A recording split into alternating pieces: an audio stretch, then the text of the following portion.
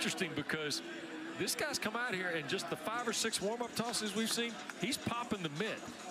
Yeah. So sometimes these high-risk, high-reward decisions by coaches that we like to analyze, sometimes they get very curious, and you start looking. He has not pitched in 2 weeks, and he goes tonight, and it's his 15th start of the season. You pointed out the numbers. The fastball's legit. Yes, it is legit. 95 to 97. He has topped in recent weeks over 100 miles an hour, and everything works off of that fastball. The last key is the huge key for him. He can get emotional. He can get the adrenaline flowing. Go back to my yoga days. You go to yoga, right? Woosah. You got to woosah a little bit, Wes. The Cornhuskers, you see the order tonight for Will Bolt, Caden Brumbaugh, 8-game hitting streak. In his last 5, he's hitting .455. And Malachi Witherspoon gets ready to go for the Sooners, and so do the Cornhuskers as we settle in here. This is the 2-3 game in the Chapel Hill Regional. And Riley Silva, who was 6 for 18 at the Big Ten tournament, leads off for Nebraska.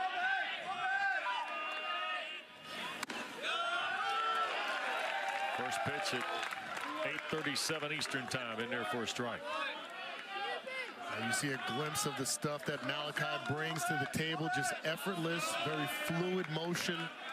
The ball just comes out on fire. Silva sharply hit to short. Willits, and scooped out at first nicely by Dayton Taki. That's going to be the key for Malachi. Is just pound the zone, lean on his defense. Very athletic infield, solid, speedy outfield as well. A lot of times you see pitchers that have his kind of stuff try to wear the weight of the team on their shoulders. Doesn't have to strike everyone out. Just lean on those 7 guys behind him to help him. Devin Nunez, the designated hitter. Big Ten all-freshman. 4 for 9 last week in Omaha at the Big Ten tournament.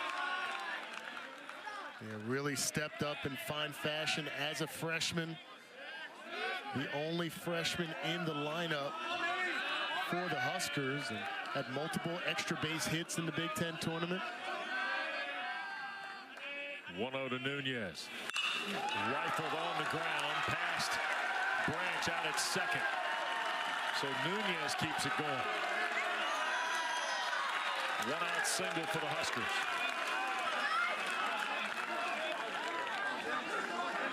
Nebraska is playing. I mean, you hear the phrase every once in a while, house money. Nebraska is really here on house money.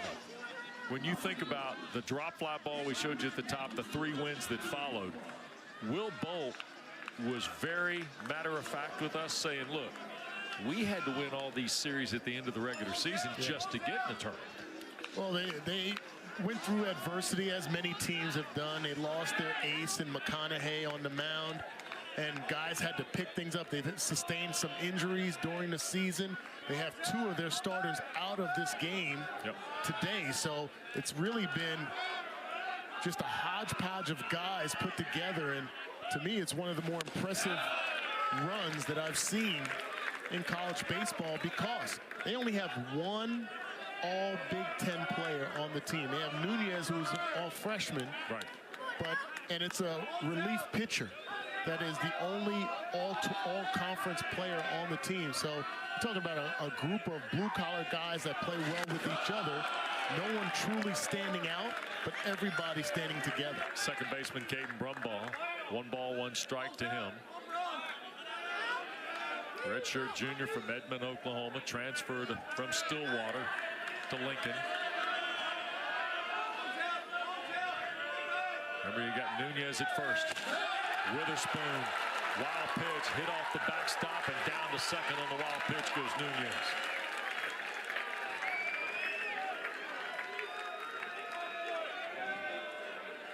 One of the keys for Malachi on the bump is he usually goes by way of those first 3 or 4 batters in the lineup. If he starts off well, the confidence is brewing, the adrenaline has settled down, he's able to get into the flow of the game. Maybe a couple of instances where he's trying to overthrow here. Now you got a runner in scoring position with the Huskers. 2-1 to Brumball. Fastball there, 98.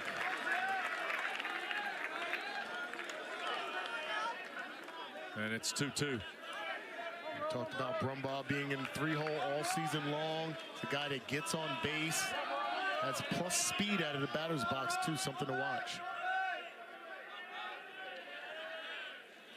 That's high. All of a sudden now it's full to Brumball.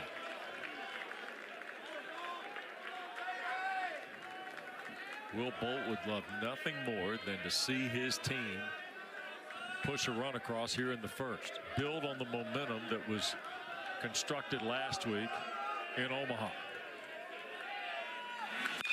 On the ground to second. Willits will field. He'll throw to third. They get the tag down. That's a heck of a play. Willis put the tag down. Dawson, the third baseman, off a fine throw by Jackson Willits. And an error in base running here. The freshman trying to be aggressive. Totally understand the mindset, but when the ball is hit in front of you, you have to stay and retreat back to second base. Although that was close after his secondary lead, it was clearly in front of him to the shortstop. And you see the nod from Malachi saying good play to Willits at shortstop. Yep, Jackson Willits. And there's Dawson Willis.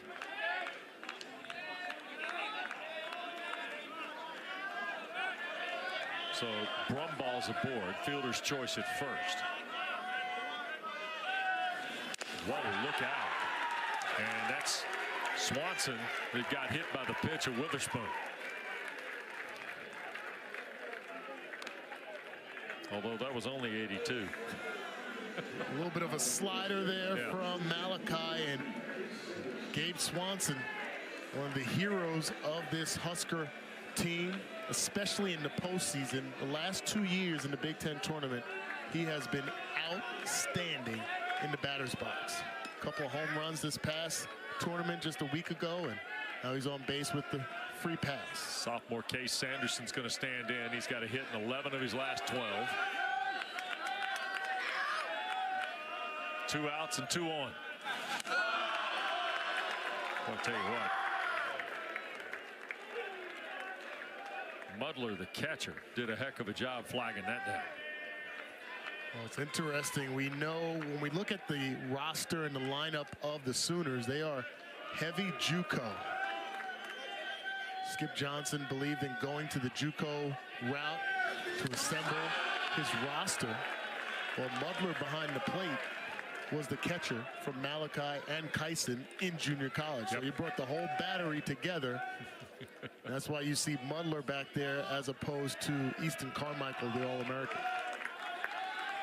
Yeah, Carmichael will be the designated hitter tonight. That's fired off the plate, and it's 3-0. Now, your Will Bolt, you're taking here all the way, aren't you? Absolutely. To me, you recognize the struggles, control, and command of that fastball from Malachi, and make him come back with 3 straight strikes. I'd take 2 pitches here if he's able to throw the first one over. Brumball at second, Swanson at first. The 3-0. Ball 4. It got by Mudler, but nonetheless, the bases are loaded. And that'll bring Dylan Carey to the plate here in the first.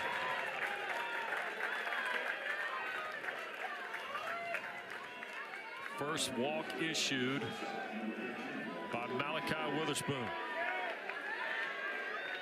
We got the hit batter, now the walk. A little conference on the mound, try to settle him down. As I mentioned, these guys go way back, and as teammates, and likely outside of Kyson, no one knows Malachi better than Mudler behind the plate. Dylan Carey, the junior from Castle Rock, Colorado, who was 5 of 17 at the Big Ten tourney with an RBI and also scored 4 times. He's got a chance here to do some real damage in the first. As you mentioned, the mindset in the batter's box, I'd be taking a strike here just to put more pressure. There he does, take one. I think that was the plan, getting in the batter's box. Force Malachi to work himself out of this jam.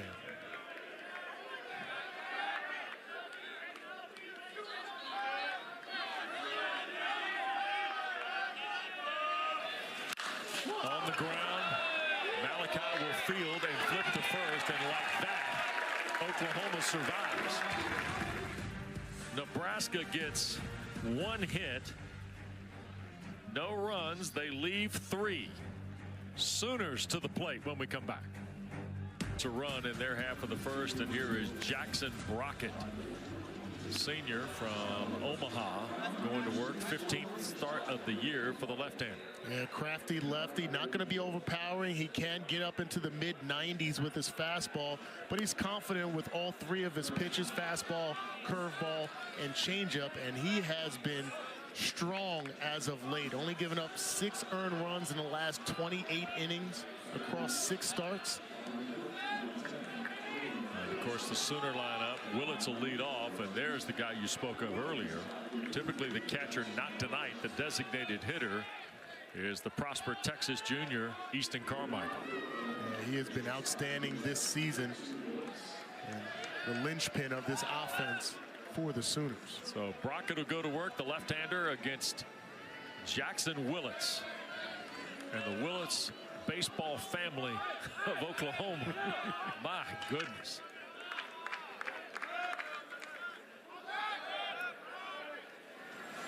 And first pitch is ripped foul up the first base side. Yeah, this is Willits' first time as a leadoff batter this season for the Sooners, and obviously there's a lot of confidence, justifiably so, and what he brings to the table. You see his numbers: 9 home runs on the season. He was all tournament in Hoover last week. They beat Kentucky, beat Georgia, and then lost in that semifinal game, if you will. Did Oklahoma.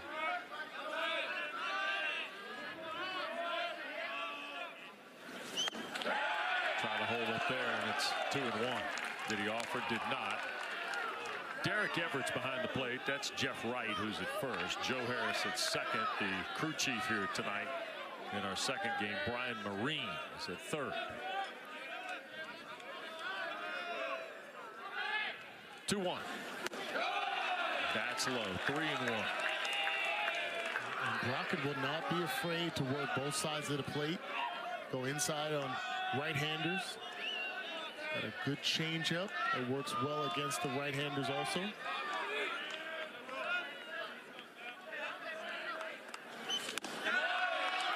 Strike at the letters. Top of the zone, and it's full.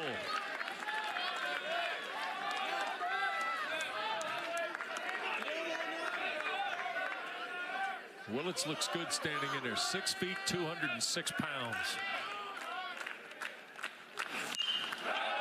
Fouls that away.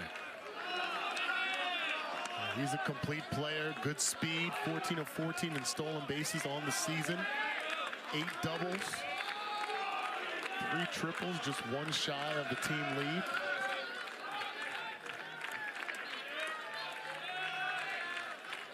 Full count again. Called strike 3.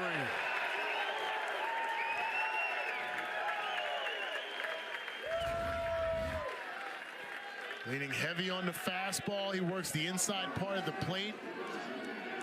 Just buckles Willits there. Nice job by Brockett bouncing back. And here's Easton Carmichael, second team All Southeastern Conference, leads them in homers, RBIs, batting average, and on base percentage. That's a strike. 0-1. He's had a hit in 10 of his last 11. Usually you'll see Easton behind the plate for the first game and second game of the series. The one day, usually on Sunday, is when he is relegated to the DH position as he takes a second strike there. But because they opted to start Malachi to put Muddler behind the plate, so he's going to be DH. 0-2 now to Carmichael.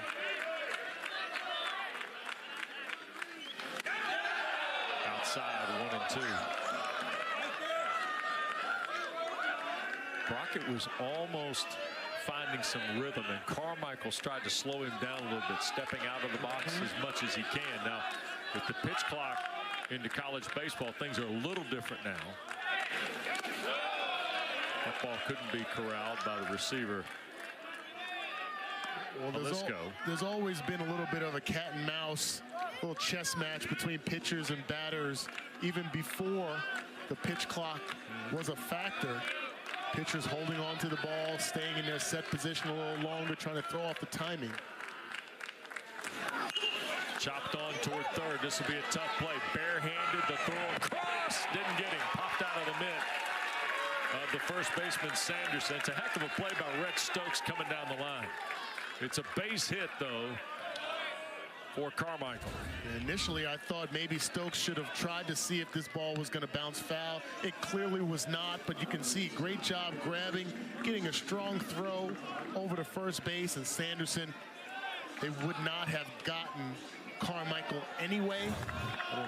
Nice athletic play by the third baseman. Stokes is in there because of the injury that was sustained by the Huskers' normal third baseman, a regular third baseman in the Big Ten tournament. So here is Brockett working now to Dayton Taki. And there are not too many guys Oklahoma's more excited to have back in the lineup than Taki.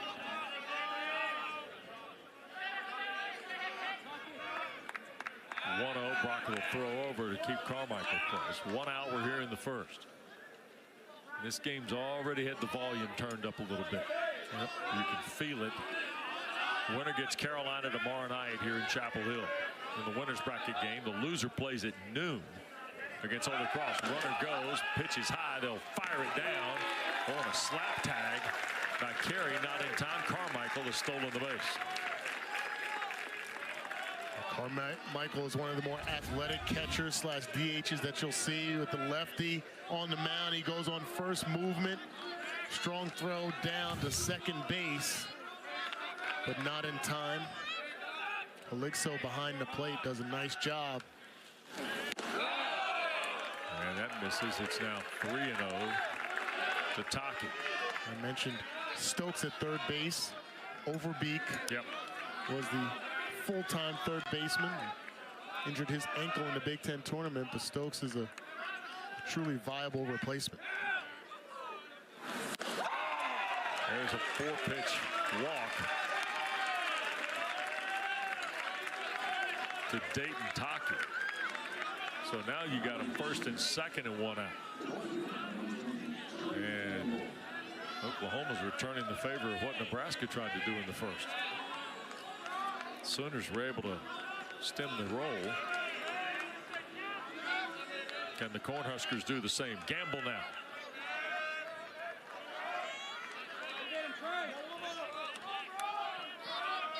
.353 hitter with runners in scoring position this year. Inside ball 1. Gamble has been an on-base machine this season. The elder statesman of them in the lineup for the Sooners.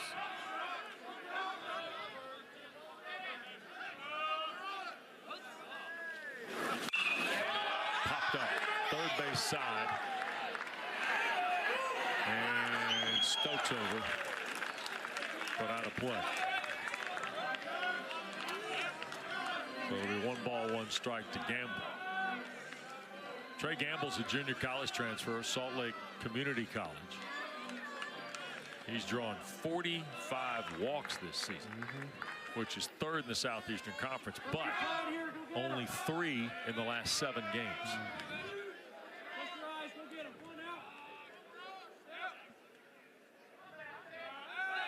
And Brockett steps off. Cat and mouse game. Yeah. It's another option as a pitcher. Take the token pickoff move just to give yourself more time.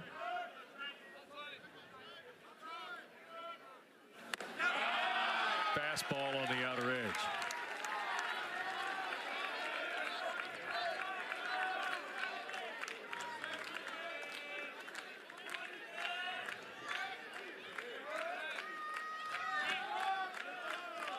One, two.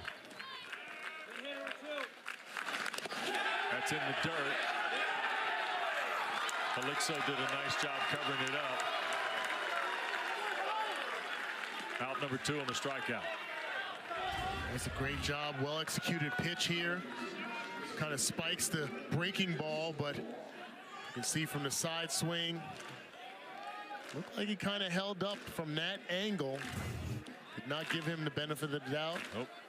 2 outs. And here is Jason Walk, who has been the leadoff hitter a good bit of this year, right? Yeah. Shuffling the lineup at this juncture of the season. As we mentioned, the coaches have a gut feeling about they have a gut feeling about pitching Malachi and changing things up. You have a gut feeling about who you want to shuffle around the lineup. Jason Walk, you see his numbers, 8 home runs on the season. Ran one in, almost unbuttoned his shirt. 2-0. He's got 22 extra base hits on the year. Does Walk. 12 doubles, 3 triples, and the 8 homers that Brandon just talked about. And a throwback. Oh, look at Brumball sliding around, huh? Yeah. I like the mindset of Brockett, not just trying to nullify the batters, but also making sure that the base runners know that he's aware of them, trying to keep them closer to the bag. Well, he heated up.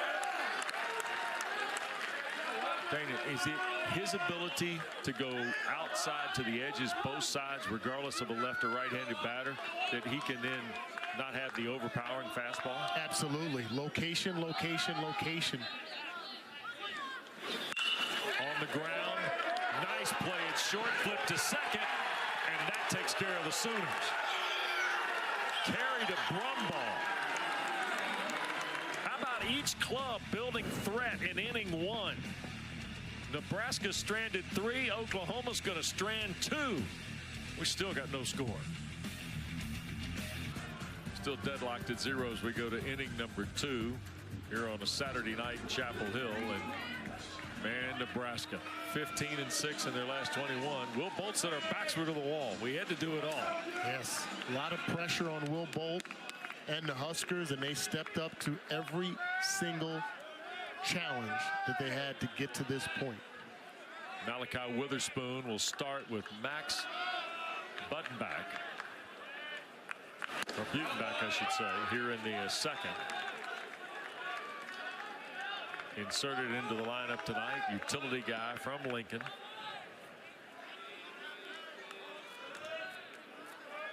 Butenbach has been a utility guy, as you mentioned, has to fill in for the injured Robbie Bolin, who's normally the right fielder, speedy right fielder.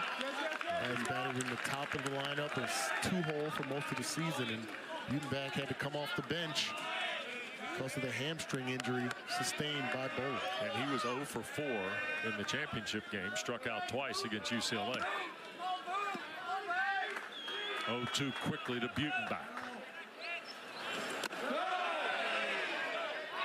He pulled the trigger and done. Tried to hold up and couldn't. First strikeout from Malachi Witherspoon. I think we saw 1 in the last half inning, and here breaking ball clearly out of the zone. Pretty darn close. Actually a mirror image of the third strike called against the Sooners in the bottom half of the last inning. Brian Marine down at third that time. Trey Gamble, the one from Oklahoma who got punched out. So here is Stokes at third now. Started the last 2 games of the Big Ten tournament after the injury to Overby. Went 3 for 7, drove in a run. 4 for 9 in his last 5. Struck out 3 times, did Rhett Stokes.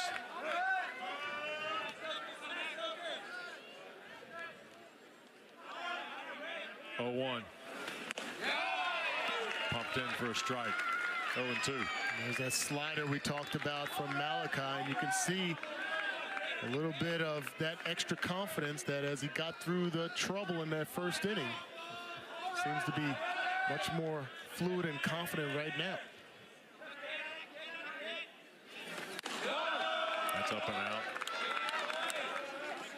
It was interesting yesterday in our visit with Skip Johnson, talking about Malachi. And then you just kind of visiting with the rest of the staff, right? And we spent a good bit of time with Todd Butler, who's with Coach Johnson and Norman. Struck him out on another fastball. Changed that time, 88. Took something off and it dropped on him. 2 away, 2 strikeouts for Malachi. Look at this one. Yeah, there you see, it looks like a little bit of a cut fastball, maybe a slider action, just works itself away from Stokes there, just can't catch up to it. The thing about Malachi, and I guess this has been a word that's been used about him that's different from Kyson, is adaptability. Just understanding like the rocky road in the first, and now he's mowed 2 guys down here in the second. Yeah, Coach Johnson actually used an example of one of his outings where he felt the umpire missed a strike call. Right. And he walked to the back of the mound facing center field, and you could almost see the tension build up on his shoulders and in his body language, and it affected his outing the rest of the way. And they finally were able to kind of settle him down and from a psychological perspective get the best out of him. And now he's got a 1-2-3 second. Witherspoon was kind of all over the place an inning ago. Hey, looked like Bob Feller back after this. Scoreless.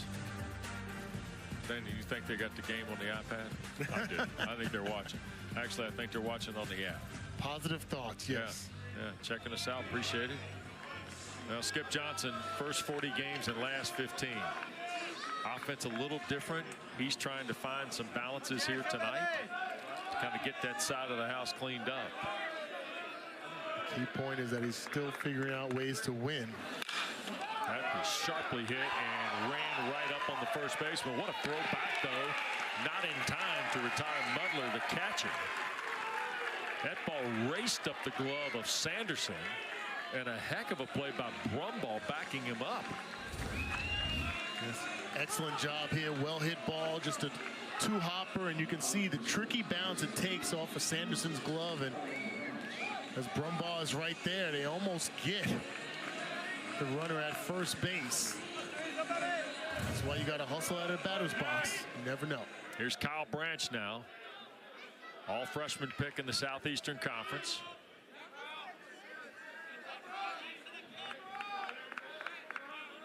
This young guy from Lucas, Texas. Looks at a pitch up and out from Brockett.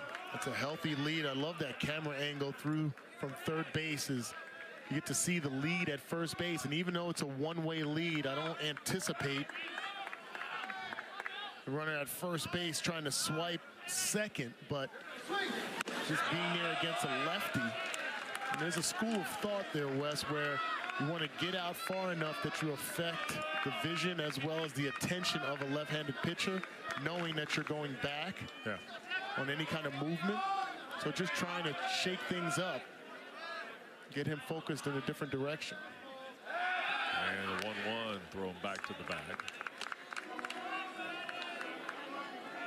See Oklahoma second in the SEC with 114 steals. Just a few behind Kentucky. Number 3 of 4 in stolen base attempts on the season. Dawson Willis, the leader in the lineup tonight. He's got 18. Walk has 17. There are 6 guys with 10 or more steals on the card tonight for Skip Johnson. They like to put pressure, apply pressure. They have a mantra, chaos, spelled C-H-A-O-U-S. In the left and right at Swanson. 1 away. It's interesting you bring up the chaos because Kyle Branch is one of those guys who grew up an Oklahoma fan, You know, and he's got the steals. We've talked about that. But his parents have said he loved to create chaos. He's a chaotic human. If he walks through the door within 10 seconds, there's either going to be a fight or a game.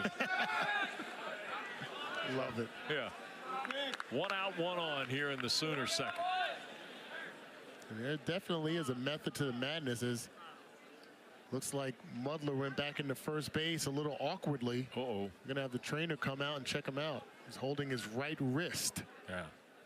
The Oklahoma baseball trainer is Melissa Hampton, who is in her second year, and she came to Norman as one of the very few female trainers in professional baseball in the Marlins organization. And Mudler is going to come out. Walking with Melissa. Yeah. And oh boy. So this is going to require a little bit more juggling from Skip Johnson's lineup. Yeah, because if you move Easton Carmichael behind the plate, you can see going back, and that's everything you're supposed to do as a base runner. Go back into the base with your right hand, just a quick move, right hand to the back part of the base, and it just looked like maybe he jammed it up against the base there, and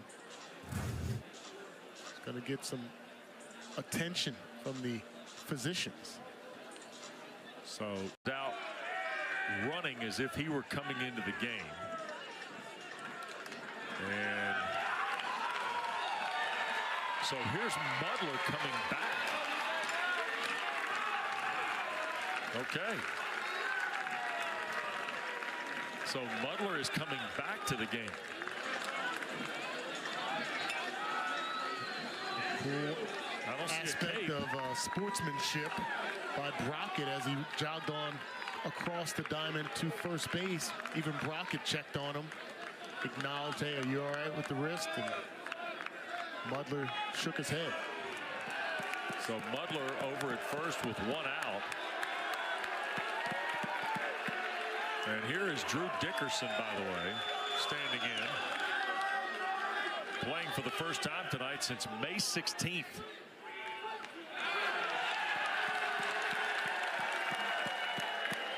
And another throw over to first. Got a little gamesmanship going. You make me wait, I'll make you wait. Also want to possibly get Mudler into a dive back position, but he's taking a very, very safe lead at first base. 281 hitter is Dickerson. Fly ball to right off the bat of Dickerson. Into the corner and gone. Oklahoma has taken a 2-0 lead. Drew Dickerson's third home run of the year. How about that? The freshman comes through with a bomb to right field from Lee Summit, Missouri, Lee Summit West High School. Fastball down and away. Drive the ball where it's pitched. You can see the power from Dickerson as he gets the job done. A 2-run bomb to get him on the scoreboard. My goodness.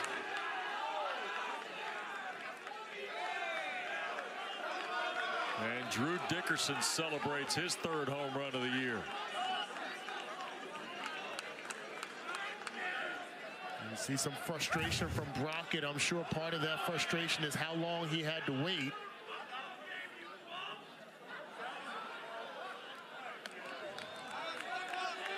And we're checking to see if Dickerson actually touched first base. Let's see, we'll see it here.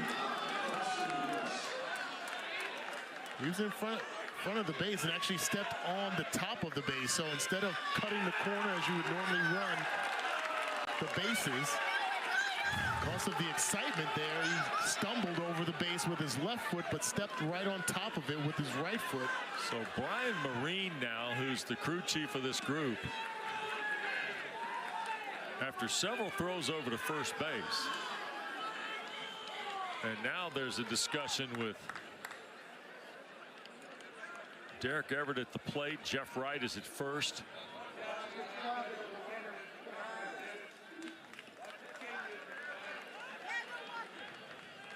So I think they just said the facial expression of Will Bolt in the dugout. I think the frustration is going to lie on Scott Mudler coming back in the game after that extended break. So there you go. Dickerson's third home run of the year stands. And oh, we got the close-up on it.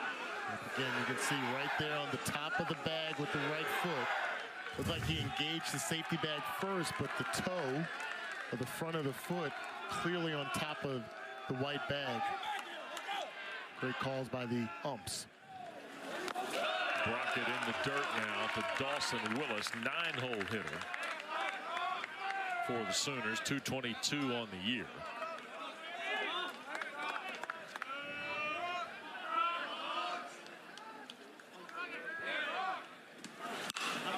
Lifted foul and out of play. Willis has been sensational at third base, the hot corner for the Sooners all season long. Previous defensive player of the year in Division II. Actually had come up with some clutch hits also, so becoming more of a complete player. Chopped on and fair ball. Over the bag at third, past Stokes. And look at that, Willis goes standing in the second. 2 runs already in and now a double down the line. This is the second hit we've seen today. High chopper over to the third baseman's head. Really no chance for Stokes to get to it, and the ball lands right on the left field line. Third base umpire Brian Marine is right on top of it.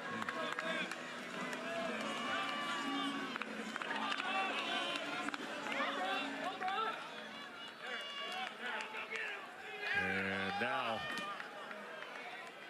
get a little more conversation. Pitching coach Rob Trilgers is going to go out there and try to settle things down. He can tell that Jackson Brockett is frustrated. I'm sure part of that initial part of the conversation is, hey, just relax. Like, you can't control the whole Scott Mudler injury situation. Can't allow it to bother you. We got a lot of baseball to be played. And Rob Childress, one of the best pitching coaches in the country. Yep, done a phenomenal job wherever he's been. And a lot of association. He spent 16 seasons at Texas A&M. And he worked at Nebraska in the late 90s and early 2000s as an assistant. That stretch, by the way, in College Station. 13 straight NCAA appearances and 2 College World Series when Childress was on the staff. Yes. Will Bolt, really one of my favorite stories, only because he's played on the biggest stage for Nebraska. I mean, 251 career games in Lincoln as a player. By the way, a .305 average and 41 steals too. One of the better hitters in Husker history. Yep. He finished his career with 6 school records. And now in his 6th year, he's done a heck of a job. He's from Conroe, Texas, just north of Houston. If you've ever been down I-45, you know where Conroe is. 0-1. Fastball pops the mid, 0-2. This is probably a fairly important batter in the ball game. This is Jackson Willits back to the top of the card for Oklahoma here in the second. They've got 2 runs in and a threat at second in Dawson Willis, who doubled a moment ago. Hit something off of it. Might have lost it in the delivery too. Immediately looked at his left hand as it came out. Willits had the backwards K in the first inning to lead off the game for the Sooners, but has an opportunity to drive in a run with the speedy Willis at second base. That's in the dirt. Jalisco handled it well.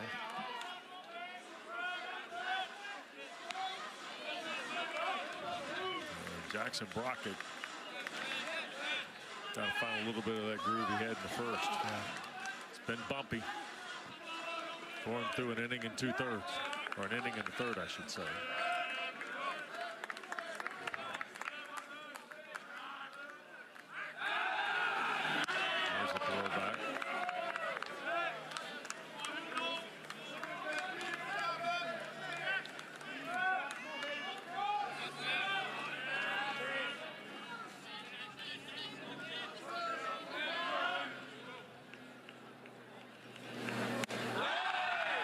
Just missed.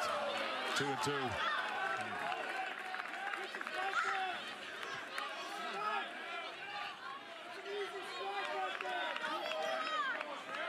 Would Coach Hughes be on the dugout step? Yes, sir.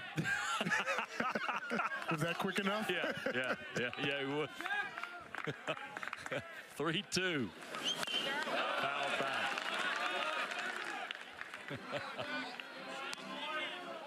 There's been a lot going on, and anything can change, isn't it? One of the more frustrating times I had as a coach was with interaction on questionable strikes right there like that. Yeah.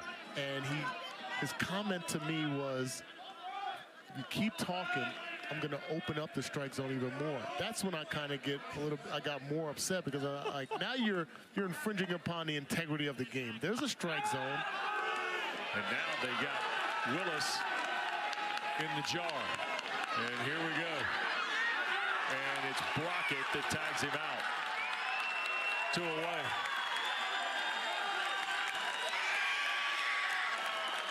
So Willis is going to be retired on a linear math equation here. Yeah, you can see, I think this communication, Brockett was not focused on the runner at second base at all. I believe you got to credit Helixo, the catcher. He has the advantage of seeing everything that's happening on the field prior to the pitch and delivery. Yep. And Helixo obviously connected with a signal for the pickoff move, and they're able to be successful for the second out. 1-5-4-1 on the tag. And now the strikeout of Willits, and Brockett, after giving up the 2-run homer, the Mudler injury. We've had a lot going on. 2 full, and it's 2-0 OU. 2-0 Oklahoma. Drew Dickerson, the 8-hole hitter, is the hero of the moment. But we have had a lot happen here in basically 6.5 outs of baseball, right? Well, 12 outs of baseball.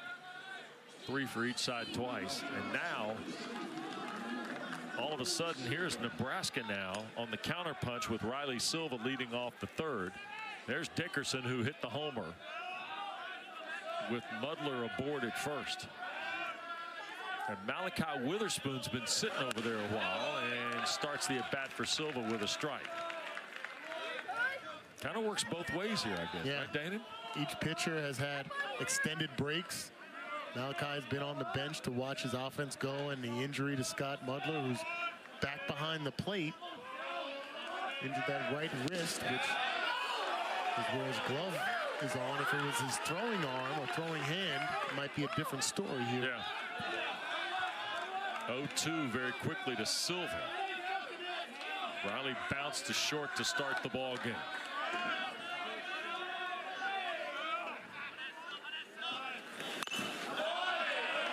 Spins out one foul right at the plate. If you're Riley Silva and the rest of the lineup for the Huskers, you just got to be sitting fastball. If I'm a batter against a guy with this kind of firepower, sit fastball, and if he's able to land his secondary pitch, you're probably cooked anyway. Yeah. But you don't want to miss a fastball or you can drop. 0-2. Sky, infield, left side. Willis in from 3rd on the infield grass.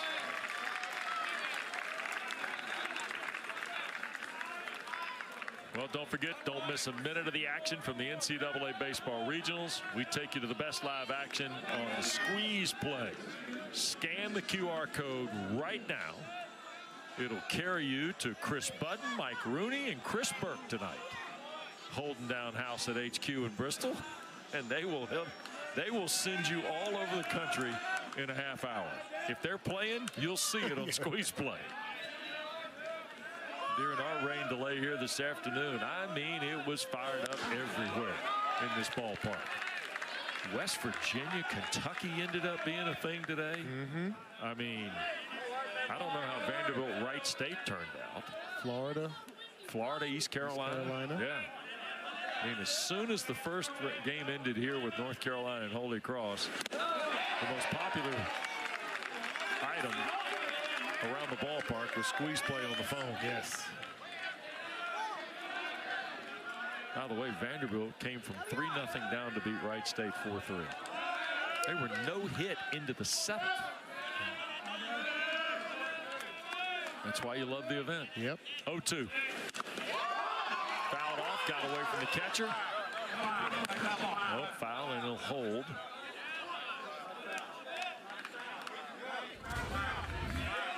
There seems to be some question as to whether this was actually fouled off. Usually the batter will tell you, and the fact that he was going to first base kind of tells you that there wasn't a foul ball. So the sound that the umpire heard, there's discussion here between Skip Johnson and the umpire, saying that that was not a foul ball. The sound that he heard was the ball off the glove and then hitting the umpire in the chest protector. The bang bang or the pop pop is different. So here's Derek Everett, the umpire, awarding a swing on the house, if you will, to Nunez. Called strike 3. Third strikeout for Witherspoon. And there's the adrenaline flowing. This great off speed there. The breaking ball working to perfection. Just absolutely befuddles Nunez there for the second out. There's the fire that we heard about from Malachi. A little bit different approach between he and his brother. He's going to be more demonstrative on the mound.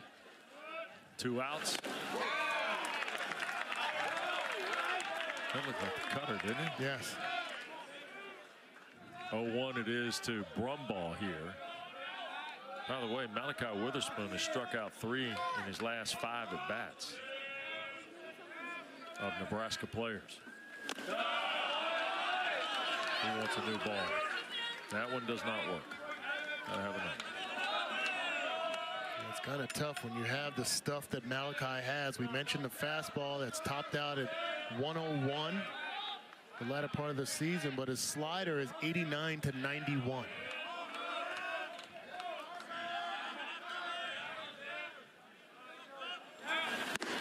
Wow. 97. And it felt a lot hotter. Brumball almost got unbuckled here. You're not expecting that fastball to have the arm side run in on the hands with that kind of velocity. 1-2. Tried to get him to bite on the edge. 2-2.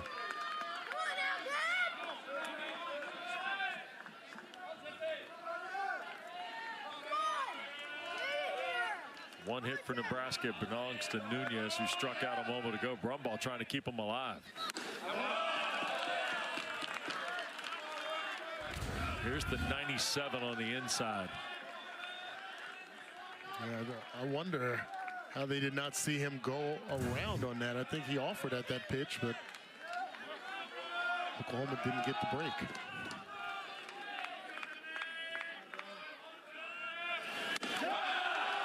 Ball 4.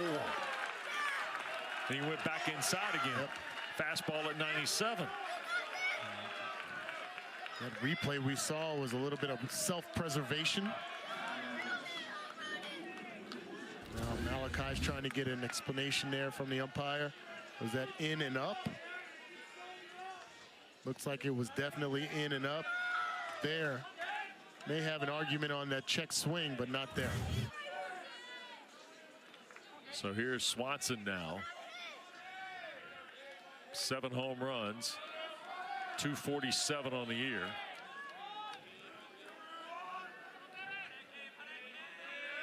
Runner goes. Throw down and easily in is Brumball. They wanted to find out what Muller had in the holster, didn't they? Yes. Give them credit. Get aggressive. All the momentum is on the side of Oklahoma with the Dickerson home run. So Brumball swiping his 11th base of the season. Runner in scoring position. 2 out though for Nebraska.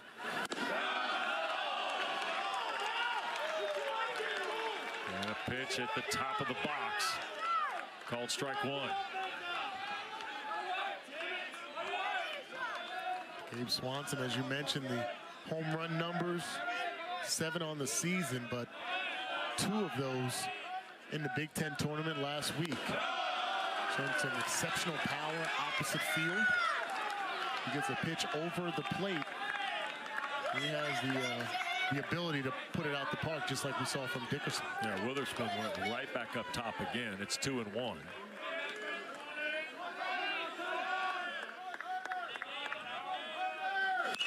Chopped it foul, 2-2.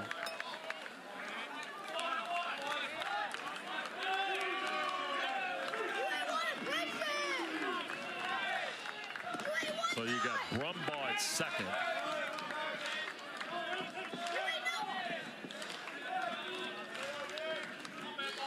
Two balls, 2 strikes. Witherspoon working to Swanson.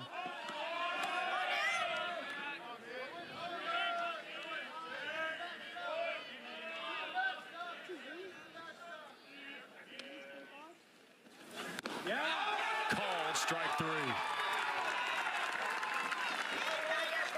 4 strikeouts now from Malachi Witherspoon. And they've come in the last 7 batters. High octane stuff from Malachi. Gets another backwards K.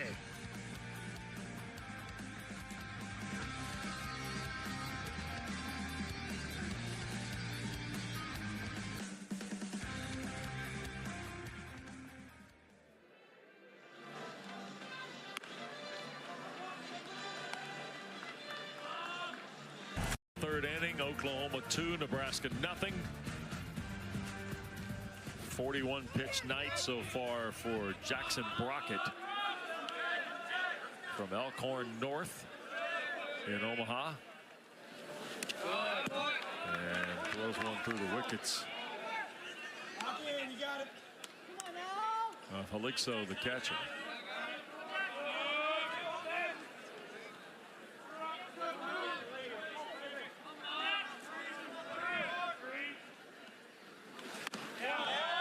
Strike, 1-1 it is to Easton Carmichael.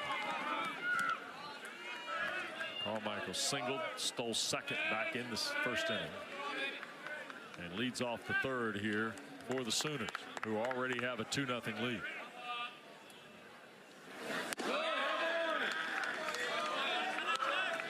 Two balls and a strike to Carmichael. The Sooners have shown the ability to be very selective in the batter's box. She's somebody of the caliber of Carmichael. Oklahoma series 35-20, and there's Carmichael to the left. That's a long run. Swanson going back, and it's gone. Easton Carmichael, his 15th home run of the year.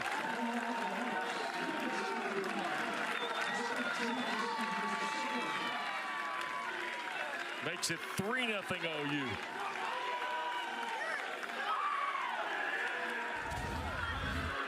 You see, get full extension right there. Ball a little bit out of the zone, but it just tells you the abilities and the plate coverage that Carmichael has. Goes down and gets it, drives it out to the left center field.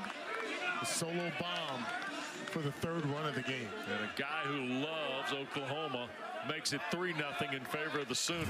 Puts a charge into that one. Right back to the dish off the bat of Dayton Top. And that's out number 1 in the 3rd.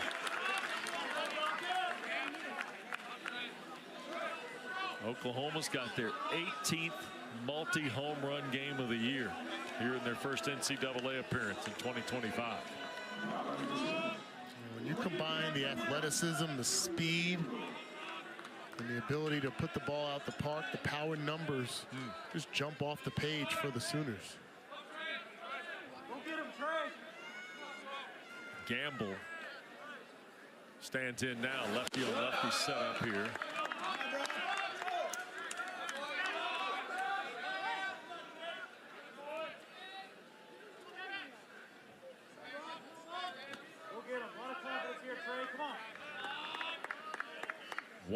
Brockett.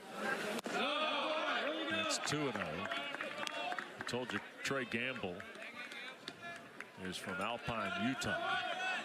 He went to Lone Peak High School, which is as much known for basketball as it is anything else. That's slapped on the ground. Boy, nice backhand by Brumball. Did he get there? Did. Nice throw. Sanderson stretched all the way out, and they retire Gamble. Excellent athleticism here, body control, good strong throw. It looked like possibly Sanderson might have pulled the foot off the bag, but the umpire, Jeff Wright, right on top of it. You can still see the engagement there for the second out. So 2 down, and here is Jason Walk, rather.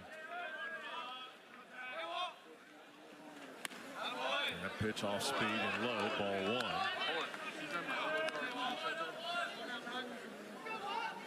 Jason Walk is one of 2 or 3 guys on the Oklahoma roster from the new territory of the Southeastern Conference in Atlanta.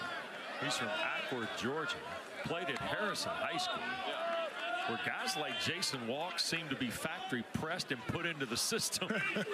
I mean, Adam Everett had a career in Houston, right? Remember the Astros, Adam Everett? Yep. Played at NC State. Also in the SEC in a transfer. There were brothers, not twins like the Witherspoons. There was Corey Patterson, who was a #1 high draft pick of the Chicago Cubs. His younger brother, Eric Patterson. They were Harrison High School guys. And just to make you feel better, so was Justin Fields, the quarterback. Finished at Ohio State and was a high pick in the NFL. And Jason Walk. Yeah. But in Everett and the 2 Patterson brothers, all like that. Good speed. Oh, typical leadoff batter. Got power. Hard hit to short. Scooped by Carey. And Walk is retired. But the home run by Easton Carmichael puts another marker on the board for Oklahoma. It's 3-0.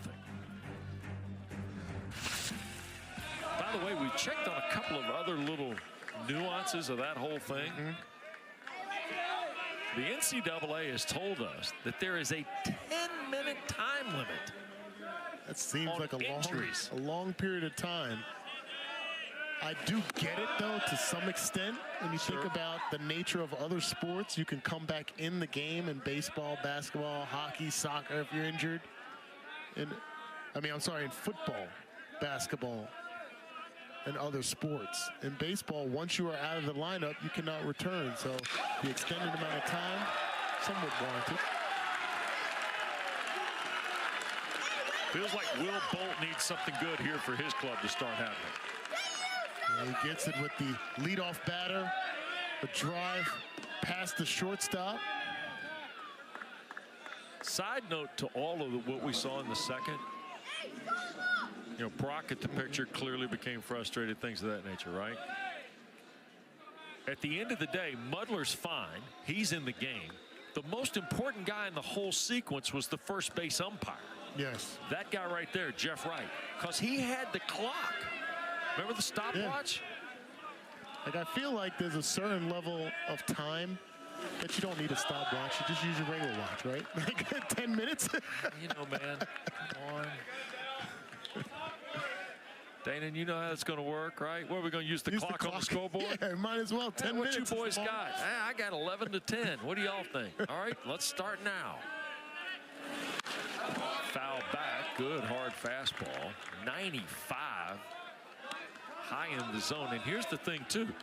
Derek Everett has given him the high strike tonight. So now Dylan Carey has no choice but to contest it. And it's tough to catch up to 98 at the top of the zone or a little bit higher.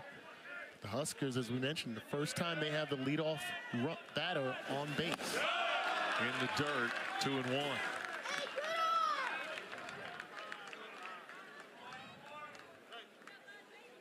I'd like to know maybe what the time limits are on other, like, is Major League Baseball different than the college game? College game's got 10, Major League got 5. I mean,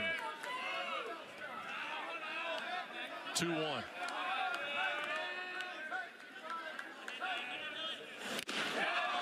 Swing and a miss, 2-2. Now you and I see some different sports at different times. Yes. There's no possible way the National Football League would ever let a 10-minute deal go. No, not at all. Unless it's one of the precious quarterbacks, maybe. You know, they get a little extra. Now Was I supposed to say that? Struck him out. Boy, Witherspoon's starting to really roll here a little bit. He just pumps it right in past Carey. When in doubt, 5 of them now. Throw near 100 miles an hour at the top of the zone. Tough to catch up to. Good cut, though, by Carey. 5 strikeouts now from Malachi, who is older than Kyson, who will get the ball tomorrow. Win or lose for Oklahoma. I think there was some competition in that household growing up. You know. Fastball up and away, 1-0. We've heard the stories of the mom, Meg, who is the matriarch of the family, yeah, kind of bringing all the siblings together and, you know, being the force, probably a force of reason in many occasions. There's Kyson, by the way, 26. Malachi wears 25. Oftentimes, in this particular case, the rule does not hold. Oftentimes, the first letter of the twins will wear the lower number. That's not the case here. Malachi, obviously, M follows K. He wears 25. Kyson wears 26. That was served over the first base side, just fine. Doesn't always apply, it's just of note. Now you got me thinking about all my family members that are twins and how that's set up. You saying sometimes they don't, if they wear consecutive numbers, sometimes it goes alphabetically to the number. That makes sense? Yeah. Okay. Just to thanks a lot, Wes, for putting more on my plate to think about tonight after this game. I gave you a 5-hour break between games. I gave you an extension on the break. I go through all my former teammates and family members, athletes. 2-1. And that's called strike. Butenbach.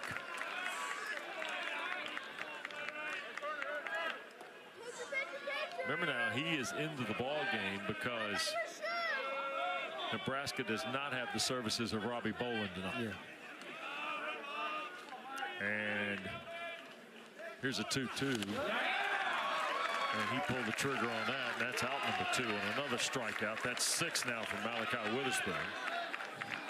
Second strikeout of the evening for Butenbach. Again, the breaking ball and a nice job behind the plate by Mudler. Getting in front of it, curling those shoulders, keeping the ball in front of him, and keeping the runner at first base. So now Stokes with 2 outs, 1 on in 4 of his last 10 after a strikeout in the second.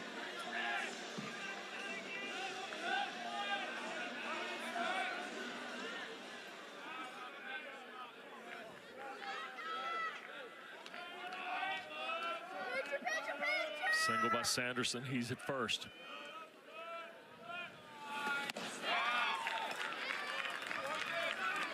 Stokes misses there. The ball got thrown back from Mudler and past Malachi.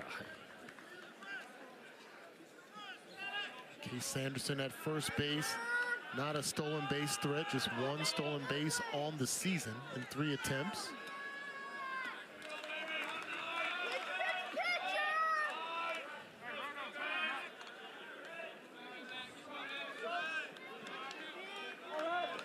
Temperatures are kind of dropping here a little bit, getting cool on this last Friday in May.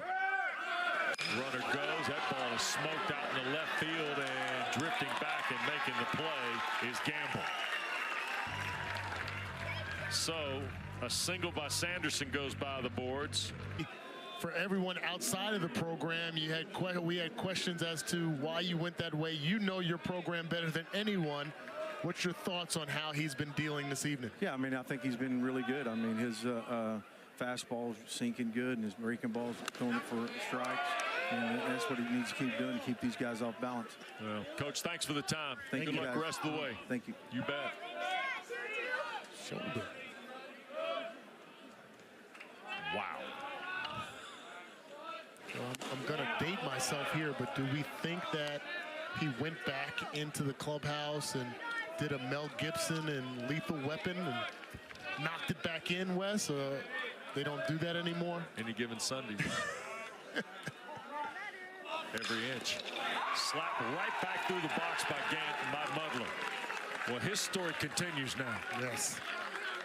Oh, because I want to tell you, Skip Johnson just told us it was his shoulder. Yes. And I want to tell you this. He's swinging a bat, throwing the ball, doing all of it with the right arm. With the right arm, that's right. Tough, hard-nosed kid. That's exactly what you want in the DNA of your catcher. So extreme toughness here. Maybe he's had that situation where we can do some research between games, or by tomorrow. I had subluxating shoulders when I was in high school, where they would come out and pop them back in. Yeah. Not to that extreme extent, but it is a thing, and I was still able to go out and throw a baseball afterwards. So it's possible.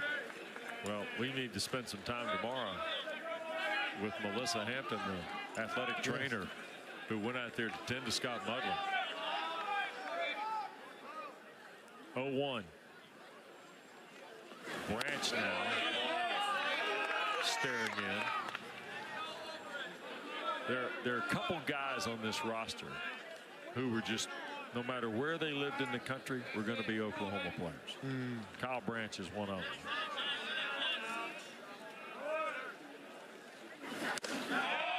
That's inside. 2-1. Kyle Branch. His dad, Rusty, talked to him as a kid about how great Barry Switzer and Bob Stoops were growing up. I mean, what choice does he have? Yes. He's got to go to Oklahoma. How about making a splash in that jersey that you've been crazy about your entire life? His first game as a freshman inside the park home run. I mean, that's... And of course, he's got an older brother who plays at Georgia, Colby.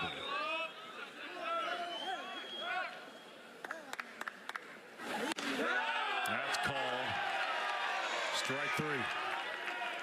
So all that, Kyle Branch watches the strikeout. And that is now 4 in the ball game for Brockett. Yeah, well executed pitch there. Fastball on the outside part of the plate. Looked like Kyle might have been looking for off speed on the inside. The 4th strikeout on the evening for Jackson Brockett. The great Tom Kasimpa said maybe the Mr. Miyagi treatment. Ah, yes, wax on, wax off. Yeah. First pitch fisted away by Dickerson. I think we are officially dating ourselves here. Those that know, know. Yeah. Those that don't, too bad for them. You got to figure it out. Yeah. There's this thing called the internet. Yeah. Go check them out. 0-1 it is to Dickerson. His home run opened the scoring tonight for Oklahoma. I remember we ran the graphic earlier about the last 15 games for the Sooners and kind of they're fighting themselves offensively. They've got 3 runs. Yeah. Now Nebraska, who you saw last week in Omaha, just kind of stay within reach the entire night and then find a way, right? Yes.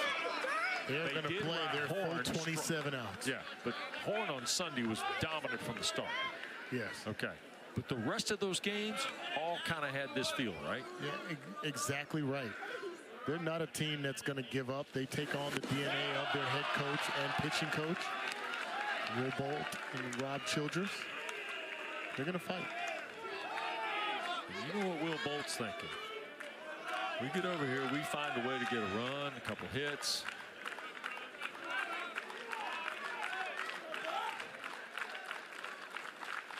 Two. And that got thrown by and will send Mudler down to second on the wild pitch. This is a tough break for the Huskers. We've talked about the prowess behind the plate of Helixo, and that ball gets past him. Takes them out of the double play. Yep, pass ball it is.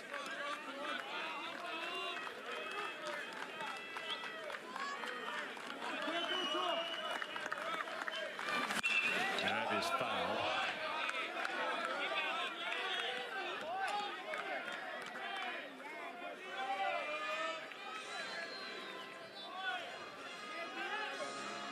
So 3-2 it is to Drew Dickerson.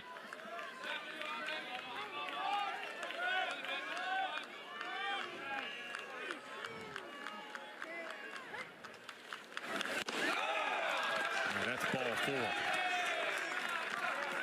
Ran it high and tight, and that's the second walk of the night issued by Brockett. So now first and second, still 1 out. And here's Dawson Willis. There are some base on balls that are acceptable, and Jackson Brockett, given that free pass to Dickerson, now puts them back in a circumstance where a ground ball gets them out of this inning. And now all of a sudden Rob Childress is out. Now Casey Dice, who was in the ball game to close the other day, right? Yes. In the championship game in Omaha, is going to get the ball. So Casey Dice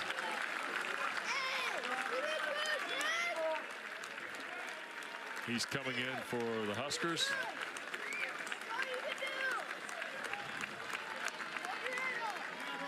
And we're going to step aside here in Chapel Hill. Oklahoma's got first and second, 1 out. And Dice is next. And was that and then some. And they'll await the winner of this one. And Oklahoma's in front 3-0. Bottom of the 4th, 1 out.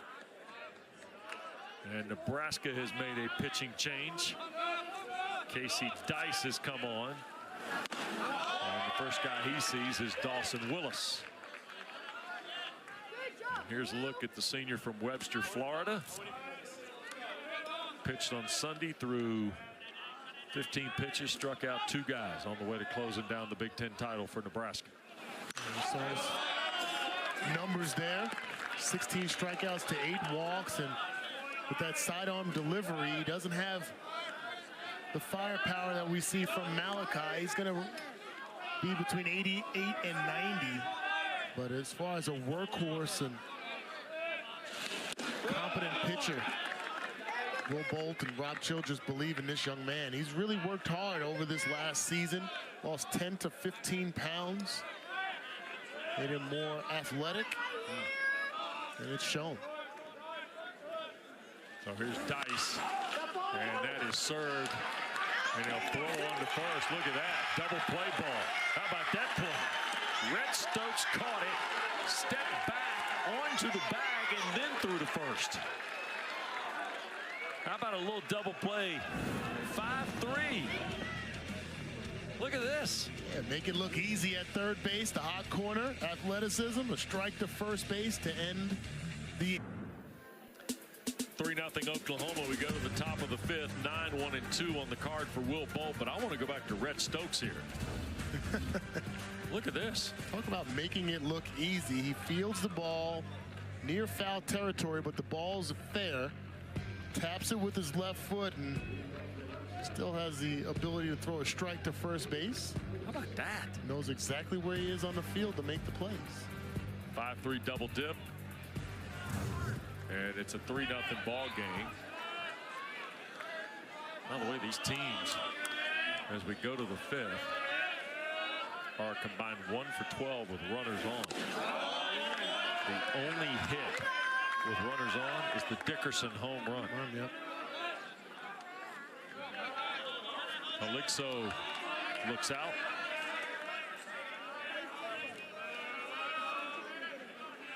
Hogan is a transfer from Creighton. Another guy from Elkhorn. He went to Elkhorn South. Told you earlier, Brockett was Elkhorn North. I'll step out on a limb and say whenever Elkhorn North and Elkhorn South get together, it's for more than just the win.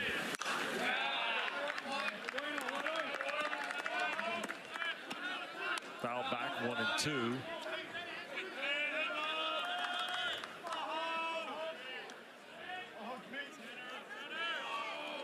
Will Bolt needs some offense here. Yeah. Dana. Last inning, they got the leadoff batter on base. The only time they had that. I look to accomplish that here with Elixo.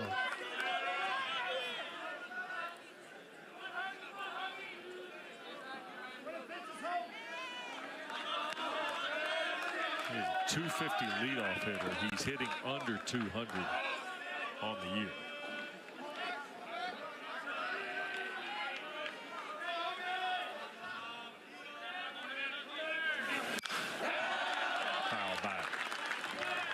Good cuts on fastballs from Witherspoon. Just missing it, and give credit to Malachi. One of the attributes of a good pitcher is to miss the barrels. A good ride on that fastball. Coach Skip Johnson mentioned about the sink on it as well, so he's got some movement, not allowing the Huskers to square it up. Skied on the first base side. Taki doesn't have a play. That's in the grandstand along the right field side.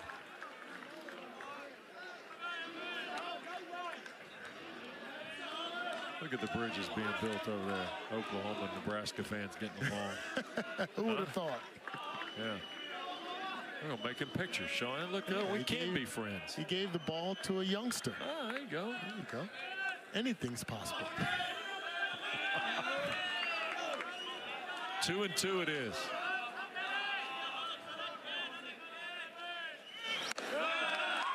Ran it inside. Full now.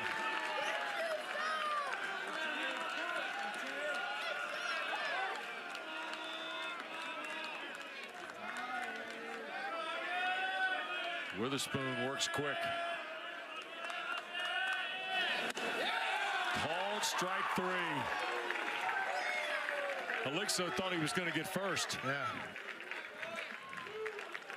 Elixo, the catcher for the Huskers, he knows the strike zone, and this is just a fastball with some late movement back into the zone. An exceptional job by Mudler framing that for the home plate umpire, Derek Everett. We get the backwards K. Another backwards K for Malachi. 7 strikeouts now for Witherspoon. And Silva, who's 0 for 2, steps in.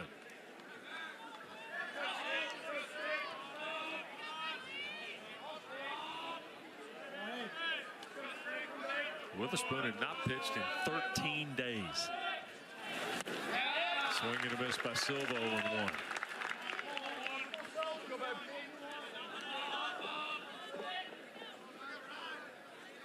The fact of the matter remains, Skip Johnson deserves a lot of credit the way this has worked itself out.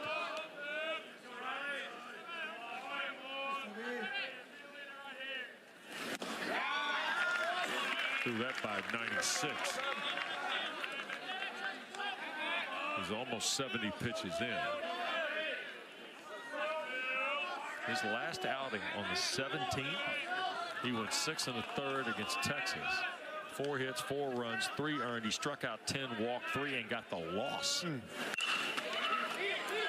Backhanded play at short, and Willits did not collect. And Silva reaches. It'll be an error on the Sooners shortstop, Jackson Willits. Tough break for Willits at shortstop. Tries to backhand it, and it looks like on the lip of the grass, between the dirt and the grass, that ball just had a little bit more bounce there. It goes off the heel of the glove. I'm not sure even if he feels that cleanly with the speed of Silva, he would have got him at first base. So here's Nunez.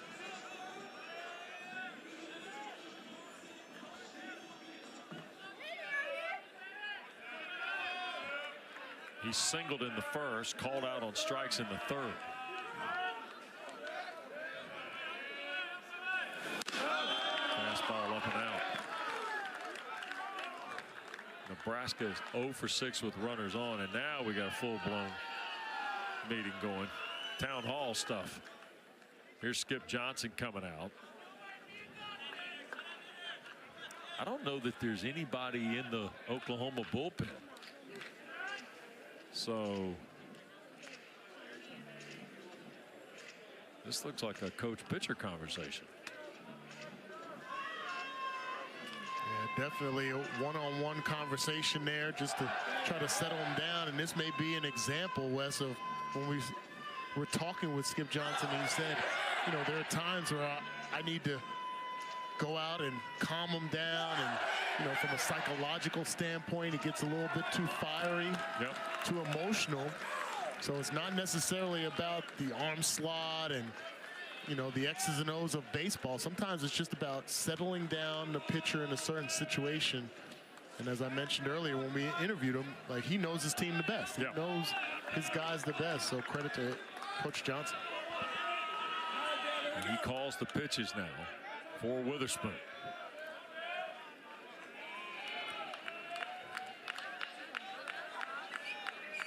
Runner goes, swing and a miss, throw down, and safe is Silva. It's 1-1 to Nunez. Nice counter punch by Nebraska. Yeah, Huskers trying to put their foot on the gas pedal. Silva is 11th stolen base of the season. And with that slide, kind of turns his back towards the outfield. Doesn't allow Willits to get the tag on the first leg. 1-1.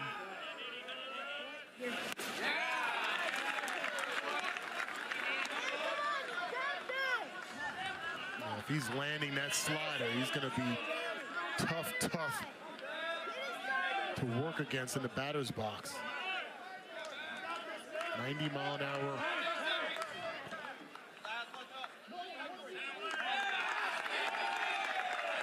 Pitch clock violation. Yep. And Nunez is called out. Eyes were not up. Yeah, the rule is, for all the viewers, with the pitch clock implementation, the rule is that the batter has to have both hands up with the bat and the eyes focused on the pitcher by the time the clock gets to 8 seconds. So here we go. Pitcher's on the rubber, ready to go. Head is still down, 7 seconds. There you go. Boy, Derek Everett, there went a lot of grace under the 8. So that's 2 outs and a runner in scoring position. And Brumbaugh now has to provide something with 2 outs for Nebraska to keep it going. Tough break for the Huskers. You see Brumbaugh 0 for 1 with a walk tonight.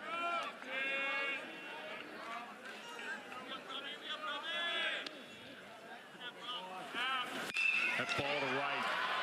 Long run. Dickerson going back. And he makes the catch. Drew Dickerson is having a night. 11 outs. What adjustments do you guys have to make in the batter's box against Malachi trying to play some runs? Yeah, I think there's going to be, there's some pitches in the middle of the plate that we're just going to have to be ready for and take the balls and swing at the strikes. I know it sounds simple, guys throwing 97 to 100 miles an hour, but, just get him in a stretch and see if we can get a crooked number. Yeah, and see if Dice can help you out here, huh? That's right. He got a big double play for us to get off the field. Sure. Thanks, Will. Appreciate it. Thanks a lot, Coach. Thanks, you guys. bet. Go Big Red. 1-0 to Willits. And Casey Dice. By the way, there is some activity in the Nebraska bullpen. They've got Caleb Clark working down there, left-hander. That ball is fouled out of play. Yeah, definitely decisions that have to be made. Pitching coach Rob Childress and Will Bolt, because this is the first game of the weekend. Yep. You expect, even if you lose this game, you still have the expectation of climbing back through the loser side of the bracket. You're going to need the arms, so may not want to tap Dice out in the first game. Well, need him later. And here's the other thing too. Casey Dice doesn't have a lot of fuel in the tank anyway. He's only gone 2 1/3 is his ceiling this year, and he's done it twice, including May 6th the last time. He did do 2 innings of work against Purdue toward the tail end of the regular season. And there's a walk to Willits to start the 5th. And here comes Easton Carmichael, who in his last at bat rode 1 out in the 3rd. And pitch down and away shows the strength of Easton Carmichael. High up on the net in left center field, solo bomb. So nobody out, runner on, and Carmichael back to work.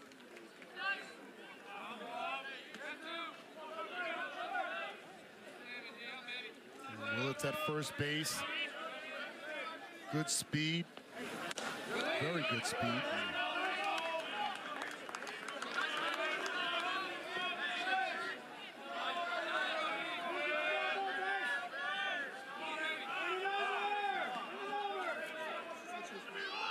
Carmichael at his 15th home run. Now got hit with a pitch.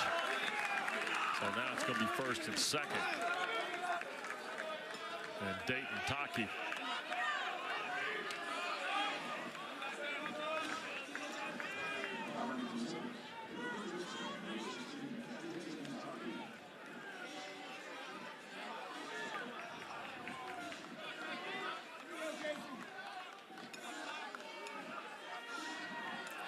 They're happy to have this young man back at first base. He missed his offense. He had a fractured ankle. And here comes Rob Childress.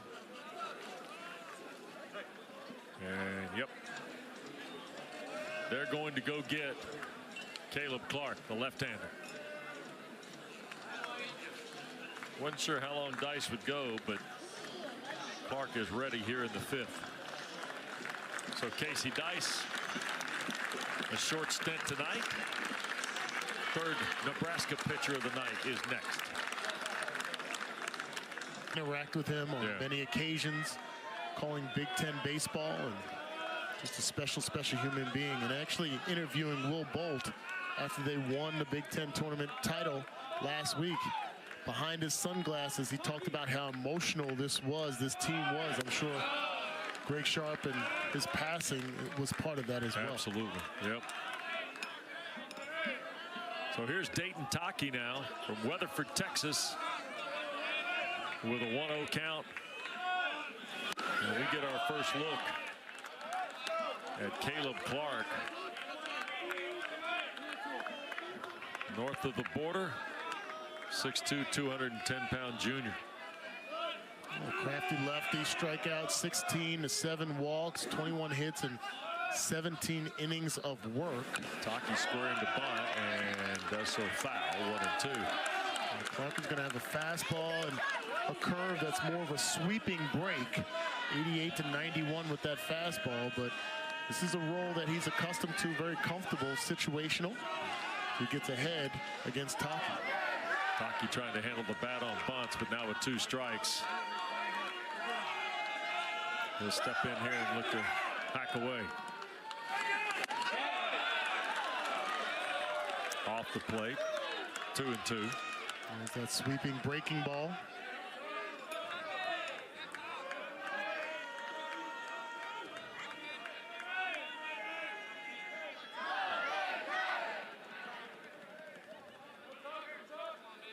Two. Fastball full.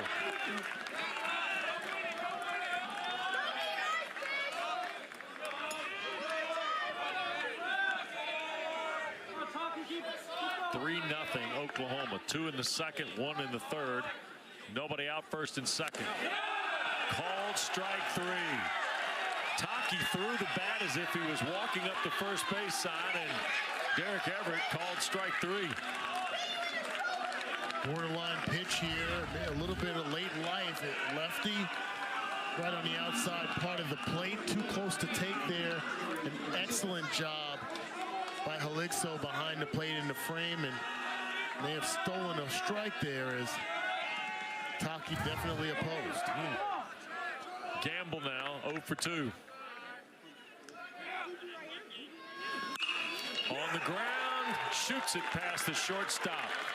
Around the corner and coming home is Willits, and it's 4-0 Oklahoma. RBI off the bat of Trey Gamble.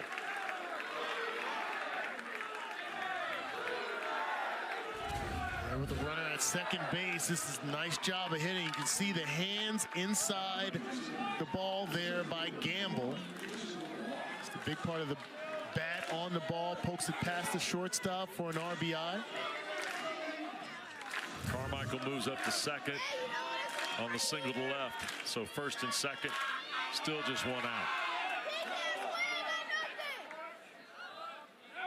And here is Walk. That ball into center field. Silva will track. Carmichael going to tag and advance to third with 2 away.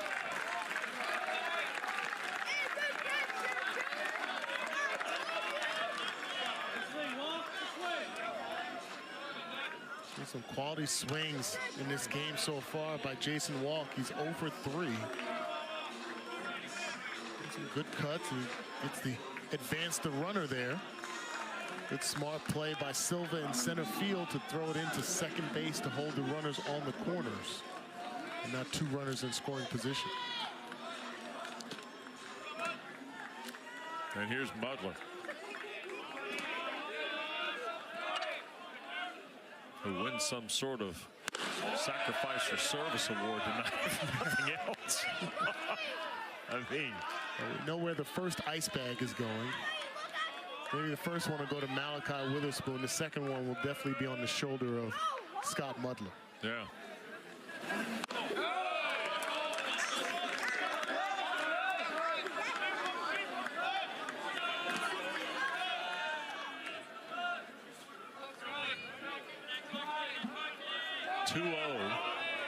The count. Mudler is 2 for 2. There's a strike, 2 and 1. And when I say he's 2 for 2, here's the thing. That doesn't even qualify for like in the first 2 things he's done tonight.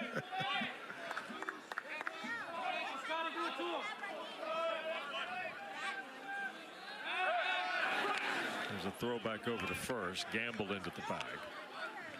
Mudler, by the way, singled in the second, but he injured his shoulder diving back to the bag, left the field. Apparently the shoulder got put back in. Drew Dickerson hit a 2-run homer after he returned to the game. But here's the thing. Mudler got a hit in the 4th. And by the way, tried to throw a guy out too. Yeah. There's got to be more to this, right? I think so.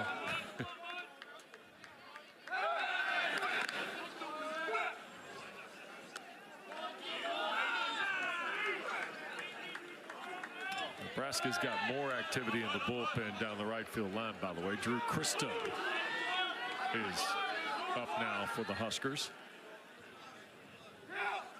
3-1 to Mudler. They'll throw back over again to first.